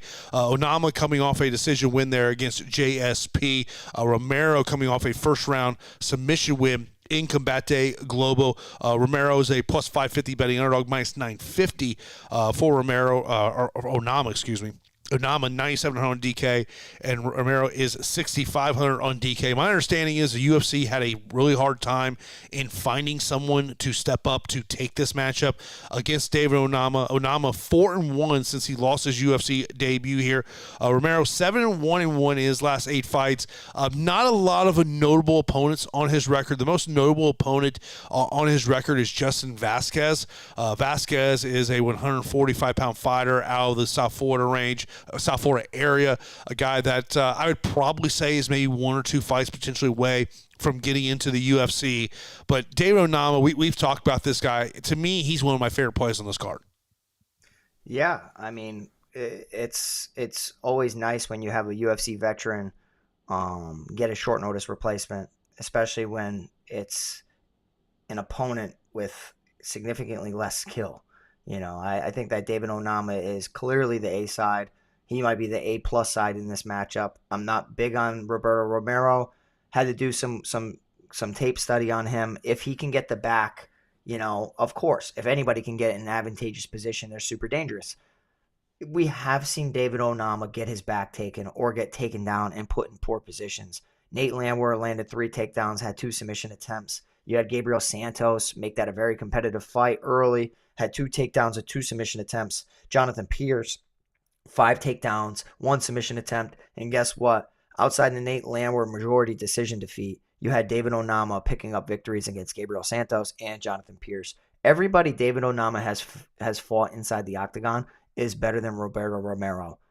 No shade to Roberto Romero. It's an opportunity. You sign that dotted line. You go out there, try to give your best effort. Hopefully you can pick up a bonus or at least just really open the eyes of the matchmakers like, hey, this kid's at least exciting. So it kind of puts you in the good graces with the matchmakers. But we can save some time here. David Onama wins. David Onama wins however he wants. I'm saying inside the distance.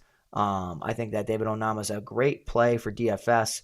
There's always just the unknown of late and short notice replacements, so like it's a little bit uncomfortable all the time when you're dealing with juggling new opponents. And sometimes we see these guys in their first octagon appearance shine out. Like they go out there and they show out and they shine, and then they suck the rest of their career. Like Bassil Hafez fighting JDM on super short notice. I mean, he looked like, who the hell is this guy?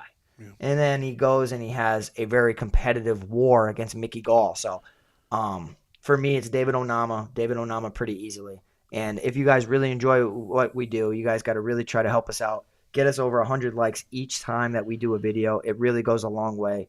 Leave a comment under our video, and make sure you guys take advantage of the promo code that we have with Stochastic, where it gets you 15% off of any MMA package. Capital Fight HQ, okay? And, happy that we were able to talk with Greg and get that done for you guys. I know that people are going to be using it for the Sims and whatnot. Jason's excited for it. So promo code Fight HQ gets 15% off any Stochastic MMA package. And David Onama wins pretty damn easily. Yeah, I will tell you, I was actually, looking at those Sims earlier on today. Really cool product that Stochastic does have over there, especially if you're like me, single entry. There's a single entry Sims that they have over there. Really great product they have over there. So be sure to use that promo code FIGHTHQ when you sign up. It gets you 15% off any MMA package from Stochastic. One of the comments I will mention here from Samuel, he says, is Onama the free square of this card? I don't know if I'd say free square of the card just because of the price tag.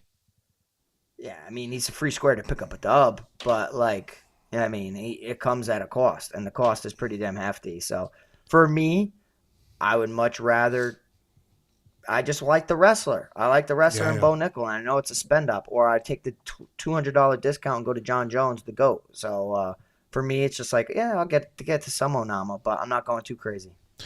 Next up, we got a heavyweight matchup. We got Marcin Tybura taking on Jonathan Diniz. Diniz, a plus 115 betting underdog. Tybura, minus 135. Over on DraftKings, Tybura, $8,200, $14 on FanDuel. Diniz, $8,000 on DK, $13 on FanDuel. Of course, we were supposed to see Diniz a couple weeks ago, UFC Edmonton, taking on Derek Lewis.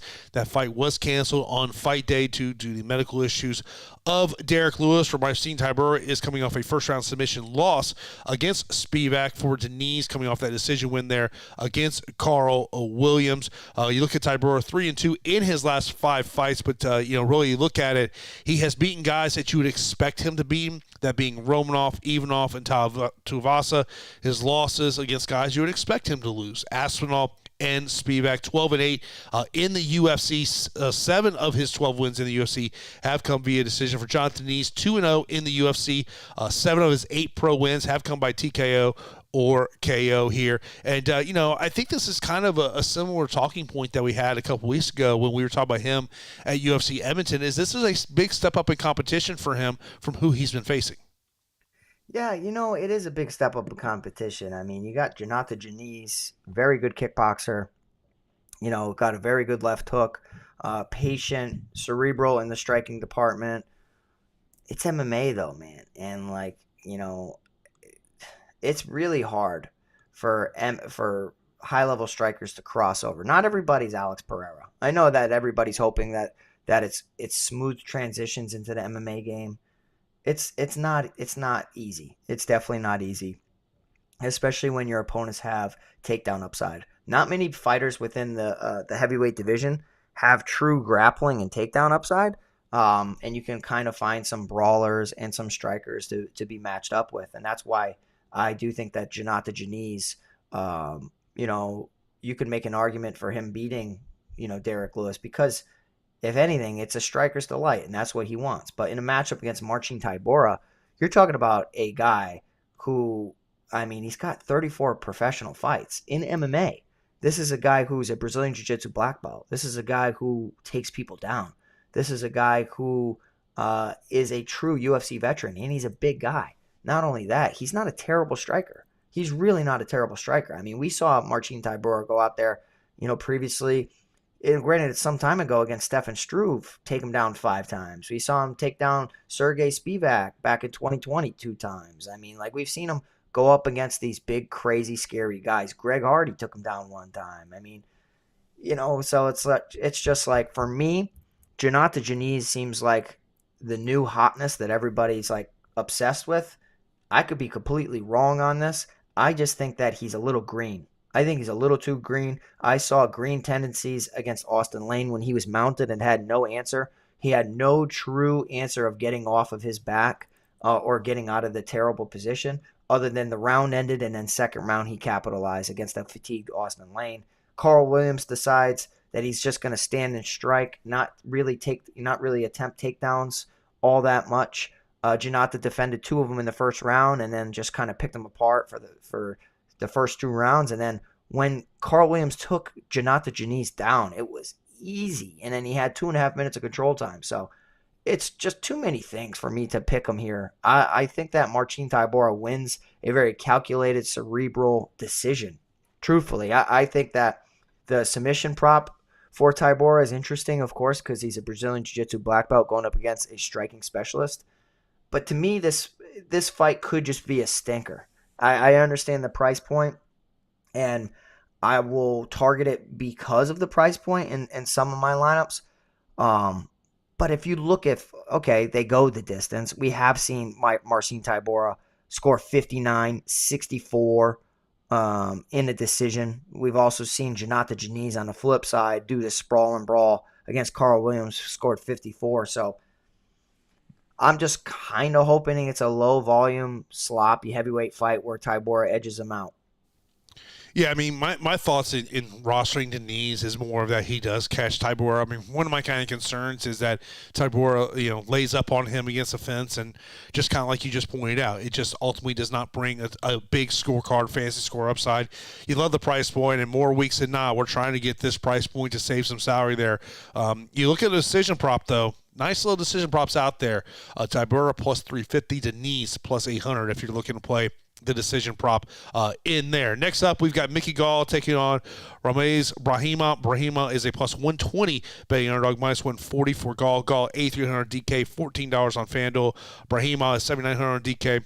And $13 on FanDuel. To me, for Gall, this is, if you do not get this win here, I think his time in the UFC is going to be over. He's coming off a decision loss against Hafez. Brahimaj coming off the decision loss against Gorimbo. You look at Gall, lost 3 straight and 4 or 5.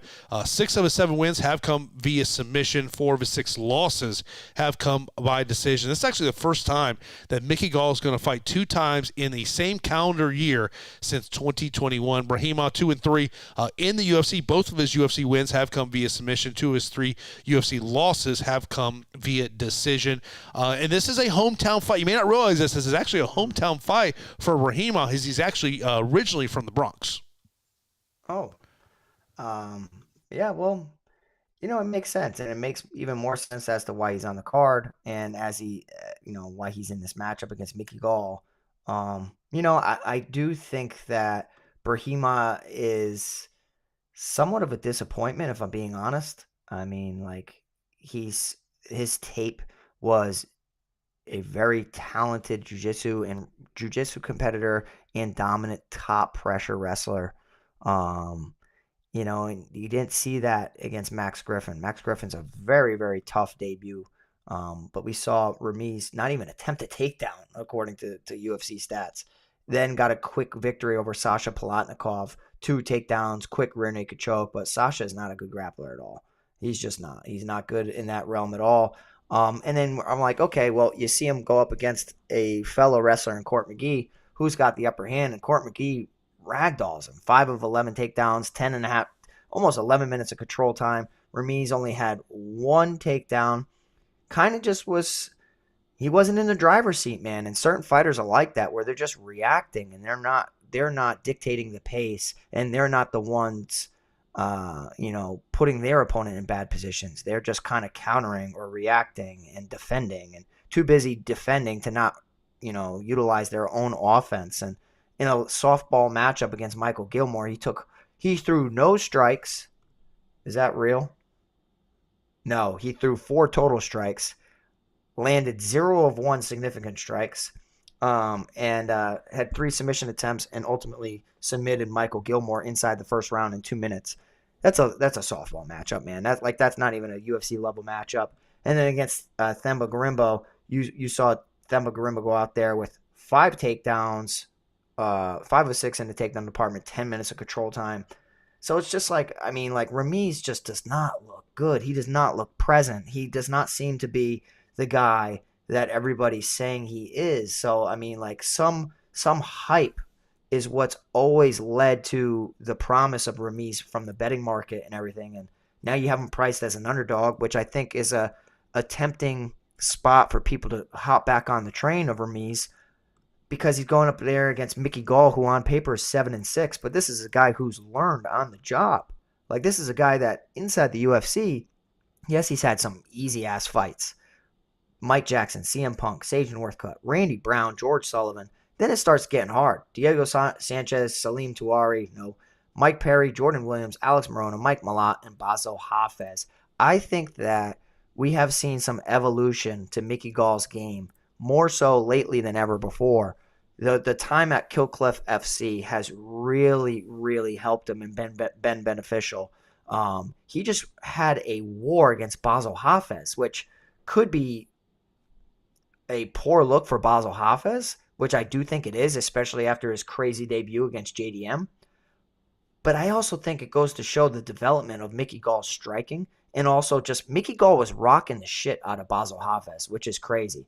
Mickey Gall, his striking has come to a very decent level when it was absolutely abysmal, and his jiu-jitsu is always going to be good. I think that in the jiu-jitsu realm, he might have the upper hand here against Ramiz Brahimaj. But the wrestling is the interesting wrinkle in this matchup, because I do think that Ramiz might be the better wrestler, but the better striker, in my opinion, is Mickey Gall. And it's 2024. I never thought I'd say those words. But I think that Mickey Gall has a significant striking advantage here over Ramiz Brahimaj. So give me Mickey Gall. And I know he's a favorite, so it's just why wouldn't you just take the underdog? I think Mickey has some sneaky finishing upside in this matchup against Ramiz. I really do. So, a pivot for me, and I'd say probably an unpopular pivot, Marcus McGhee's 8,400, Jason. Maybe in some lineups, save the $100 and go to Mickey Gall, because I don't think many people are going to want to do that. And I actually think he has some sneaky submission and KO upside over Ramiz Brahimaj. So give me Mickey Gall here to pick up a victory. Yeah, initially when I looked at salaries, I was kind of thinking Maurice, but to me, I've gone over to the Mickey Gall side of this equation, and he is going to be my official pick in that one. Next up, we got Bassil Hafez take on Oban Elliott. Elliott is a minus 310 betting favorite, plus 245 for Hafez. Hafez 7,400 DK, $10 on FanDuel. Elliott 8,800 DK. And $18 on FanDuel. Elliott's actually one of those guys, if I'm trying to get away from some of the high-end 9,000 options, kind of a guy that I might build some lineups around here. For Bassil Hafez coming off that decision win against Mickey Gall. For Elliott coming off the decision win against Parsons. The reach is exactly the same in this one. Hafez, of course, 1-1 in the UFC. Of course, we all remember that short notice debut where nearly pulled it off there in that one. All of his losses, by the way, have come via decision, and he was training at Factory X. He's now training at Onyx Labs there, so that's kind of an interesting transition for him. For Oban Elliott, 2-0 in the UFC. He's gone the distance in 6 straight fights after he started his career with 5 straight stoppages, and he was a guy that when he made his UFC debut and watching his UFC debut, I said, you know what? There's going to come a point that I'm going to want to fade Oban Elliott. I just don't know if we've gotten to that point yet. Yeah, I'm with you, Jason. And I'll tell you what, for Bassil Hafez, if the Mickey Gall fight didn't happen and you had Bassil Hafez fighting Oban Elliott right after his JDM performance, I think like everybody in the market would be interested in picking Bassil Hafez because he looked amazing. But then you rewind the tape and you go to the Mickey Gall fight, and it's like Hafez against Mickey Gall. How is that really competitive? And it's just crazy how like styles make fights. But like Mickey Gall was rocking Bassil Hafez and hitting him with good shots, and they were just biting down on the mouthpiece and really slinging leather. So it was impressive from an optics standpoint, from like an entertainment value. Like, wow, this is a good fight. But like from a upward trajectory standpoint, it's just like, if you were the guy I thought you were in your short notice debut against JDM that some people thought you beat him, it shouldn't be competitive against Mickey Gall. And now you're going up against Oban Elliott, who I think is one of the most slept-on fighters in the UFC. I mean, you got people that constantly want to write him off. Against Kayik Brito, he scored, he had 4 takedowns, picked up a majority decision, got rocked numerous times. And then in his debut, he got rocked against Val Warburton, got knocked down, but still found a way to win. 3 takedowns, 70 significant strikes. Everybody's writing him off against Preston Parsons. Parsons going to ragdoll him. Oban Elliott can wrestle, man. Oban Elliott, the Welsh gangster, is just talented in all areas of the fight. So for me, initially, before tape study, I was like, oh, Bassil Hafez is an underdog. I think that's going to be popular. Then I went back and I'm like, dude, I think Oban Elliott kicks the shit out of him. I really do. I think that Oban Elliott is going to school Bassil Hafez and say, like, you had a competitive fight against Mickey Gall. You are not going to have a competitive fight against me. I'm not necessarily sold on him scoring incredibly well, but I think that he's going to separate himself pretty well over Bassil Hafez over 15 minutes. Yeah, I'm with you there. I like Oban Elliott in this situation. But there is going to come a time where I'm going to want to fade Oban Elliott. It's just going to come down to the right matchup. Then our opening fight of the night may be a key matchup when we're talking about GPPs. Got Veronica Hardy taking on Eduardo Mora. Mora plus 120 betting underdog, minus 140 for Hardy. She is A700 DK, $16 on FanDuel. Eduardo, $7,500 on DK. And $12 on FanDuel. Hardy's coming off that decision win against J.J. Aldrich. Moore coming off that split decision loss against Diniz Gomes. Moore does have a 2-inch reach advantage in this one. The one thing that does stick out to you is the takedown average per 15 minutes of fighting. Moore 5.15, 1.08 for Hardy. Hardy has won 3 in a row. All those have come via decision. She's gone to the decision in her previous 4 matchup. Moore, 9 of her 10 wins have come via finish. 7 victories in the first round. And kind of go back to a point you made earlier on the show, when you think about Veronica Hardy, since she married Dan Hardy, if you look at her fight film pre-marriage as opposed to post-marriage, you do see some differences there. Oh, of course, and you would hope so, right? I mean, like, you got a great mind and a very good analyst and film expert in Dan Hardy, doing his best work and trying to have his wife succeed inside the octagon. It's a hard job, right? Like, it's a very difficult job to maintain a job inside the UFC and also pick up victories. So credit to Dan, credit to Veronica. She's looked really good. I think she's going to be out-muscled in this matchup. I really do. I know that Eduardo Mora has struggled with making weight in the past. I don't think she's going to have to worry about it, and I haven't looked at the weigh-ins, but I just think this weight class fits her a little bit more. She's very physically imposing. She can land takedowns. She wrestles so well that I think it's going to be a problem for Veronica Hardy. Veronica Hardy's very good, but we have seen her get taken down pre-Dan Hardy. Against Ashley Evans Smith, she got finished in the 3rd round via elbows. Got taken down 3 times against Andrea Lee. Got taken down 2 times and submitted in round 2 against Jillian Robertson. Taken down once over Poliana Viana, but pulled off a nice armbar off of her back. And then Jamie Lynn Horth is really the only other fighter to put her on her back. I think that we're going to see Eduardo Mora put Veronica Hardy on her back and keep mat returning her, or just ride out position in safety, incorporating ground and pound, looking to finish her via submission. I think that Eduardo Mora is just very physically imposing for this, and her losing to Diniz Gomes is not a bad look. Like, okay, she lost to Diniz Gomes. She also took Diniz Gomes down 5 times, didn't get knocked out by Diniz Gomes despite getting hurt numerous times, but attempted 26 takedown attempts. People don't attempt 26 takedown attempts in practice, never mind in a fight. And yes, I'm talking about practice. Eduardo Mora, I think she's the best underdog on the slate, in my opinion. It's women's MMA. You have Veronica Hardy at probably the best leverage on the entire slate, according to some ownership that's coming in. But I just think that she's just going to be a little too aggressive for Veronica Hardy, who likes things nice, technical, slower paced. And I think this is just going to be a dogfight. So give me Mora here as the underdog to start the night off. And Mora is going to be a very popular play tomorrow. So if you're looking for a leverage spot, Veronica Hardy could be that leverage spot, but kind of concerned about her price tag and fantasy score upside, whether or not she can get that 85 points in North, which I think that's not the likelihood scenario there. I do see the fight going the distance. Mora wins via decision. Plus 275 is one that does stick out to me. Let's get into our straight up fight picks. Before we answer some questions and get out of here, main event, give me end still, Jon Jones. Yeah, Jon Jones. I will go Charles Oliveira in the co-main event. I'm going Michael Chandler. I'm taking a shot. Bo Nickal. Bo Nickal. Karine Silva. Karine Silva. Mauricio Huffy. Mauricio Huffy. Marcus McGhee. Marcus McGhee. Give me my first underdog in Chris Weidman.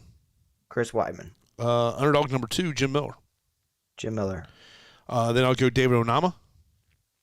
Onama. Underdog number 3 for me, Jonathan Diniz. Ew. Tybura. Mickey Gall. Mickey Gall. Oban Elliott. Oban Elliott. And I'll go underdog number 4, Eduardo Mora. Eduardo Mora for me. Let's get into some questions that came in here over Discord. First up, we'll go over to best leverage play. So, one of the things when I look at leverage plays, where I kind of start is really with the 9,000 options and saying, where can I find some value? And I think it's with Karine Silva. Even though I might rather spend up for David Onama, but if I need to save $500 to fill out that lineup, Karine Silva may be that leverage spot that I'm looking for. The other leverage spot I'll tell you I'm looking at is Oban Elliott. Yeah, so at the top end, I'm interested to see where Bo Nickal comes in at. 9,800 is a really hefty price tag, and I think everybody in the world's scared to play it, especially when you got a guy who just scored 109 and previously 100.3. So, I mean, can you imagine if you get 15% or less Bo Nickal or 20% or less? Is there a world where that happens? I almost feel like if I'm playing a single entry lineup, a cash game lineup, or a multiplier lineup, I might just start with Bo Nickal and say, what the hell can I come up with? Yeah, that's what I mean, like, because there's so many options, right? When there's so many 9,000 options, sometimes the highest price one is just forgotten about. I think if we're talking about large field GPPs and you're doing multiple entries, I'd probably want to be around 30% Bo Nickal. I think that's fair. It's tough. I mean, there's so many options, but like, I mean, we've got what? 1, 2, 3, 4, 5, 6, 9,000 options. Mm-hmm. Yeah. You got plenty of options to choose from here, and I do like Charles Oliveira at 9,000, but obviously I do understand that he's going to be highly owned there. Best takedown upside. I mean, obviously you start with Bo Nickal. You gotta throw Jon Jones in there. Oban Elliott, I think, is another one to throw in there. Anyone else you want to throw in there? I would say Marcin Tybura. Okay. Rank the 9K options, and also, I know in Discord they wanted us to kind of break down the 9K options here, and also Samuel in the YouTube chat asking who will win within a 1 minute bonus. If you tell me there's someone in the top 9,000 range, I think it's Nickal or Onama if they were to win that early on. But I think it's hard to project someone winning in under 60 seconds. That's just a very tough thing to do. But to me, in terms of ranking them, I would probably go Onama 1, Nickal 2, Jones 3, Oliveira 4, Silva 5, Huffy 6. They're all great options, Shit, by the way. Let's just it's say that. hard, man. They're all great options. I mean, there's no really wrong answer, but I'll tell you what mine is. I'm gonna go Nickal 1, Jones 2, Onama 3, Ruffy 4, Silva 5, Oliveira 6. And the only reason Oliveira 6 is just because I think Michael Chandler wins. So that's really my only thing. I mean, like that fight's gonna score great though, one way or another. And I think when you look at fantasy score upside, Jones and Nickal are the two that really stick out to me just because of that wrestling ability. With Nickal, you're going to be concerned that, if, he's not landing multiple takedowns and this is a fight that he says, you know what, I'm going to work on my striking, not go with the takedowns because of what Paul Craig can do on his back. But those just because of the wrestling aspect there. Onama, I think he's going to go out there and it's going to be a showcase performance for him. It's just a matter of at 9,700 whether, he's going to be able to have an optimal score there or not. But I will say this, Charles Oliveira, concerned about that opening round, but and look, I don't mind taking the shots on Michael Chandler. I do not mind taking that shots on Michael Chandler, but it's tough for me to trust a 38-year-old lightweight at this point in his career.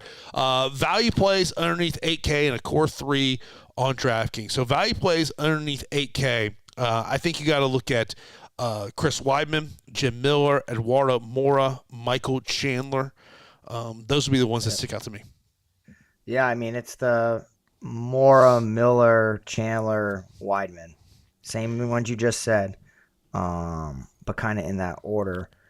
And then, I don't think there's going to be many people out there that go with James Llontop from an absolute complete dart throw standpoint.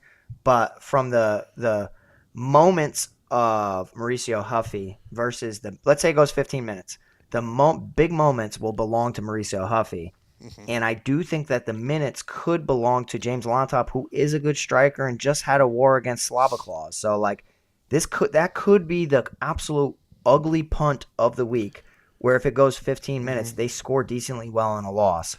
I mean, he just scored 38.2 against Borshev, so, that's not amazing. That's not really great, but say you were able to put, 3 9,000 options in your lineup, then that's completely different. A core 3 for me on DraftKings, and this is tough because it's going to the 3 I'm going to name is going to make us have to go dumpster diving a little bit. I would say David Onama, Oban Elliott, and Karine Silva. Problem with that is you got the dumpster dive. If I was going to take one out, I would take Karine Silva out, and I think I would put in Marcus McGhee. All right, so core 3. Core 3 for me, which I understand it's ugly and it's ballsy as hell. It's Nickal, Jones, and Chandler. I still have 7,800 left for the rest of my lineup per position. So, per fighter rather. But I kind of like that. Yeah, when I was developing some single entry lineups, the fighter I kept getting to more than not to help save salary was Eduarda at 7,500. She was the one that I found myself really getting to here. Next up, best decision odds. I'll take this as more of the decision props that I like here. Karine Silva plus 100, Marcus McGhee plus 275, Mickey Gall plus 175, and Eduardo Mora plus 275. I like some of those. I think the McGhee fight going the distance is something people aren't necessarily anticipating. He's so patient that I just think it could be a calculated dismantling of Jonathan Martinez. In terms of favorite parlays, I mean, one of the issues with favorite parlays this week is you just got a lot. You got a lot of big favorites. If I was going to look at it, try to find a little bit of odds here. I mean, I'd almost. I haven't seen what the Onama inside the distance prop is, even though I really don't like parlaying props together. That might be one to look at, but I would probably say if you're looking to find maybe a little bit of value here, maybe you go Oban Elliott, Mickey Gall, and Marcus McGhee. I think that'll give you a nice little payout there. Yeah, I'm surprised you like Oban Elliott so much for DFS, but I get it from a leverage standpoint. I don't know. I just worry a little bit about his upside. I do like him a lot in this fight, though. Top punt plays this week. To me, you've made the case for James Llontop. My concern with that is the weight misses the weight issues this week. That to me is a little bit of concern here. We've talked about Michael. I think you look at Chandler and you look at Eduardo Mora. I mean, there's not. I mean, if you're going 7,200 and below, then you're talking about Chandler, Araujo, Miocic, Llontop, Romero, Craig. Chandler would be the lowest I'd really want to go. If you think the main event's going to go 5 rounds, I don't mind getting to Miocic if you think he's going to be able to stay on the feet. Yeah, I don't think he goes 5 rounds. So I don't either. I don't blame you for that. I think Paul Craig scores bad. Romero and Llontop are kind of like the ones that we don't really know how they're going to perform in this matchup. I mean, you got Huffy, who's a hype beast. He's very good. But maybe it's too much hype. And then you have Romero coming in as a complete wild card. What does he bring to the table? He may bring up one true round of dominance to David Onama. We don't know. I mean, like, he is good at getting the back. I just don't think he's UFC level. So yeah. It's just a wild card, and I'll let other people put their money on it, not necessarily for me. Road to the Manchester Series, over-under on finishes on this card, 8.5. Give me the under. Give me the under. I'm at 7. Well, I'm leaving lower than that. I'm like 4 For to real? 5. I'm like 4 to 5. No. Here's the fights I feel comfortable are ending in finish. Main event, co-main event. Nickal, Craig. Okay. Onama, Romero. Those are my 4 most confident in the distance. There are fights that I think have a high probability going to decision. Mora Hardy, Elliot Hafez, Gil Brahimaj, Tybura Diniz, Jackson Miller, Anders Weidman. Yeah, I mean, I could kind of see it. I can kind of see it a little bit. Look, I think the number's 6. Look, I'm hoping we don't have a bunch of decisions, especially on the pay-per-view, because I really don't want to be watching the pay-per-view until 2 o'clock in the morning. Bro, grow up, Jason. Just fucking watch it till 2 in the morning. Grow up. This is where I'm jealous of people who live on the West Coast. This is where I'm jealous people live on the West Coast. Yes. I'll be watching the fights of the fellas. Are you out till 2 a.m.? I mean, you're racking up a $500 bar tab. I mean, of course, I wouldn't want to be out there too. At least when I'm watching fights, I'm chilling on my couch. Just, the fights are done. I go in the other room. I go to bed. You know what I mean? Like you gotta like figure it out, pay your bill. Usually, I'm hanging with the fellas. I'm hanging with the fellas. Yeah, that's what I mean. Yeah, so I don't want to be out from freaking. That's why going out and watching fights is exhausting. What am I going to be out for 8 hours? They come around and ask you 27 times if you're going to eat. Are you still hungry? Do you want another drink? I'm interested on what the crowd is like out tonight for Paul Tyson versus what it's like for UFC 309. That's you better me. Tell us in Discord. Oh yeah. I mean, I'm personally, I think the Paul Tyson is it's going to bring out more people. Just because of people like the bar I go to, I would primarily say the people who are there are between 35 and 55 years old for the most part. So I think that more people will come out tonight because of Tyson than will come out tomorrow night. Just my hunch. Now, do you go to the same bar every time? Yeah. Come on, Jason. Come on. Bro. Same bar? Look, I walk in. I don't even have to ask for a drink. It's just brought right to me. That ain't good. That ain't good. What are you talking about? That's called customer service, buddy. Yeah, I was going to say it's great customer service, but it's not good. When they know your order, that is not good. Look, anyone who's hung out with me, you know what I'm drinking. It ain't hard to figure out. Yeah. If you know what beer I'm having, if we're doing a shot, you know what the shot is. My man just likes what he likes. Bro, I'm a simple man, okay? It's not hard to make me my buddy Chris says this all the time, and it is so spot on true. I'd be the easiest person to kidnap. He goes, I have to go out with you because to make sure no one kidnaps you. Yeah, that is a good point. Yo, so how are you gonna do back-to-back $500 tabs from Friday to Saturday? We do $500 tabs. Come on. It'll be 70 to 100. Well, things down there are so cheap because you come up here, dinner for two, $80 all day long, and I'm not even talking a good restaurant. Well, usually I'll eat at home. You know, So, I might. So he's got a $200 drinking tab. My guy. Look, I'm just out having a good time. And I'm telling you, like, and where I like to sit the back end of the bar, so I can people watch. That is my favorite thing about going out. It is people watching. It's like you go to Walmart. I'm not a Walmart guy. I'm a Target guy. But when I go to Walmart, I am people watching. Of course.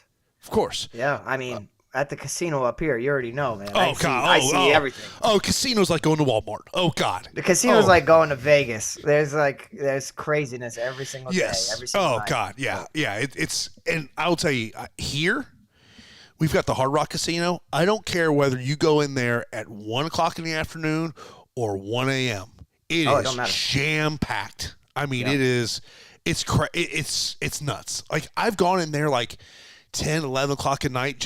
I'm a blackjack player. That's why I like to play. Now, I'll play a slot machine here and there, but I'm more. I like to play blackjack. I get analytical about it.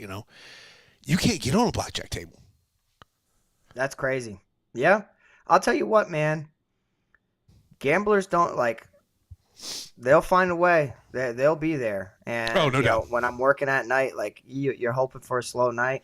Ain't no slow night. No. Even when it's slow, I mean, like the high limits, they're always there. And just like you guys are always there for us, we appreciate you guys. We love betting on MMA. We love playing DFS. DFS has definitely become more difficult with the introduction of sims for all sports, 100%. Which is also a reason why we talked to Greg, and are very fortunate that we have that promo code for you, which is 15% off of any MMA package over on Stokastic.com. Promo code is FightHQ. Jason and I really appreciate you guys. If you could get us over 100 likes every time we do a video, we'll keep asking you for it. It's huge for us. Trying to get to 5,000 subs. Trying to win tournaments for everybody and make some money. Enter our Discord. Enter our community contest that Jason posts in our Discord channel below. Jason, I'm excited for this. I got to get going. I know you got to get going because you ain't going to leave with a car today. You're going to end up with a bicycle going back and forth to the bar. So dude, you better get going. I Uber to the bar. It is. That's man. what I do. I Uber. Uber it. And I'll tell you this, and there's a couple questions that we got in. We'll answer in Discord, but I'll tell you this. I had something happen to me last week in an Uber. It's never happened before. Going home, and I see Chevy Suburban picking up. See him come, see him on the map. Oh, no. Open the door up. Wrong car. He goes, "You Horace?" I go, "No, man." He goes, "I'm here for Horace." I'm like, "All right." I'm like, look around, like, my car's here. 2 Chevy Suburbans, black Suburbans, show up at the same time. This guy goes, "Hey, you Jason?" I go, "Yeah." He goes, "Hey, your Suburban's over there." I go, "You Horse?" I go, "That's yours." never had happened before in my life. How does that happen? The exact 2 same make models, color, everything, show at the same time for 2 different rides. Both were like, "Hey, you're over there and you're over there." That's hilarious, dude. Never had seen that happen before, but yeah, that was it's always a fun time. So yeah, well, I will say this in terms of tonight. I think Jake Paul wins. I do like the prop. Paul wins plus 1.5 knockdowns in the matchup. I think Tyson does knock him down early on in this fight, and I think Jake Paul will knock down Tyson at some point. But don't mind a sprinkle if Mike Tyson wins round 1 or round 2 on the Hard Rock app. That was plus 700, so that's a little prop that I like there. But anything else you want to mention, Pete, before we get out of here? No, I just want to say real quick, it's going to be a sad night for Stipe. It's going to be a sad night for Tyson, in my opinion. I mean, the round props for Jake Paul are out of control. Plus 2,000, plus 1,500, plus 1,800.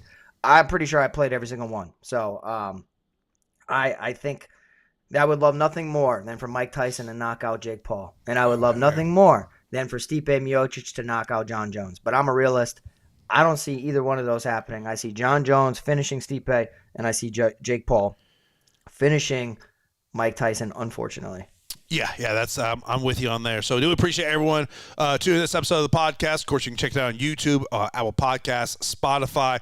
We'll be back for you next week to get you ready for the card that's going to be taking place in China. Tyson Figueiredo, Peter Yan is the main event next week. So appreciate everyone tuning in. We'll talk to you next week right here on Fight HQ.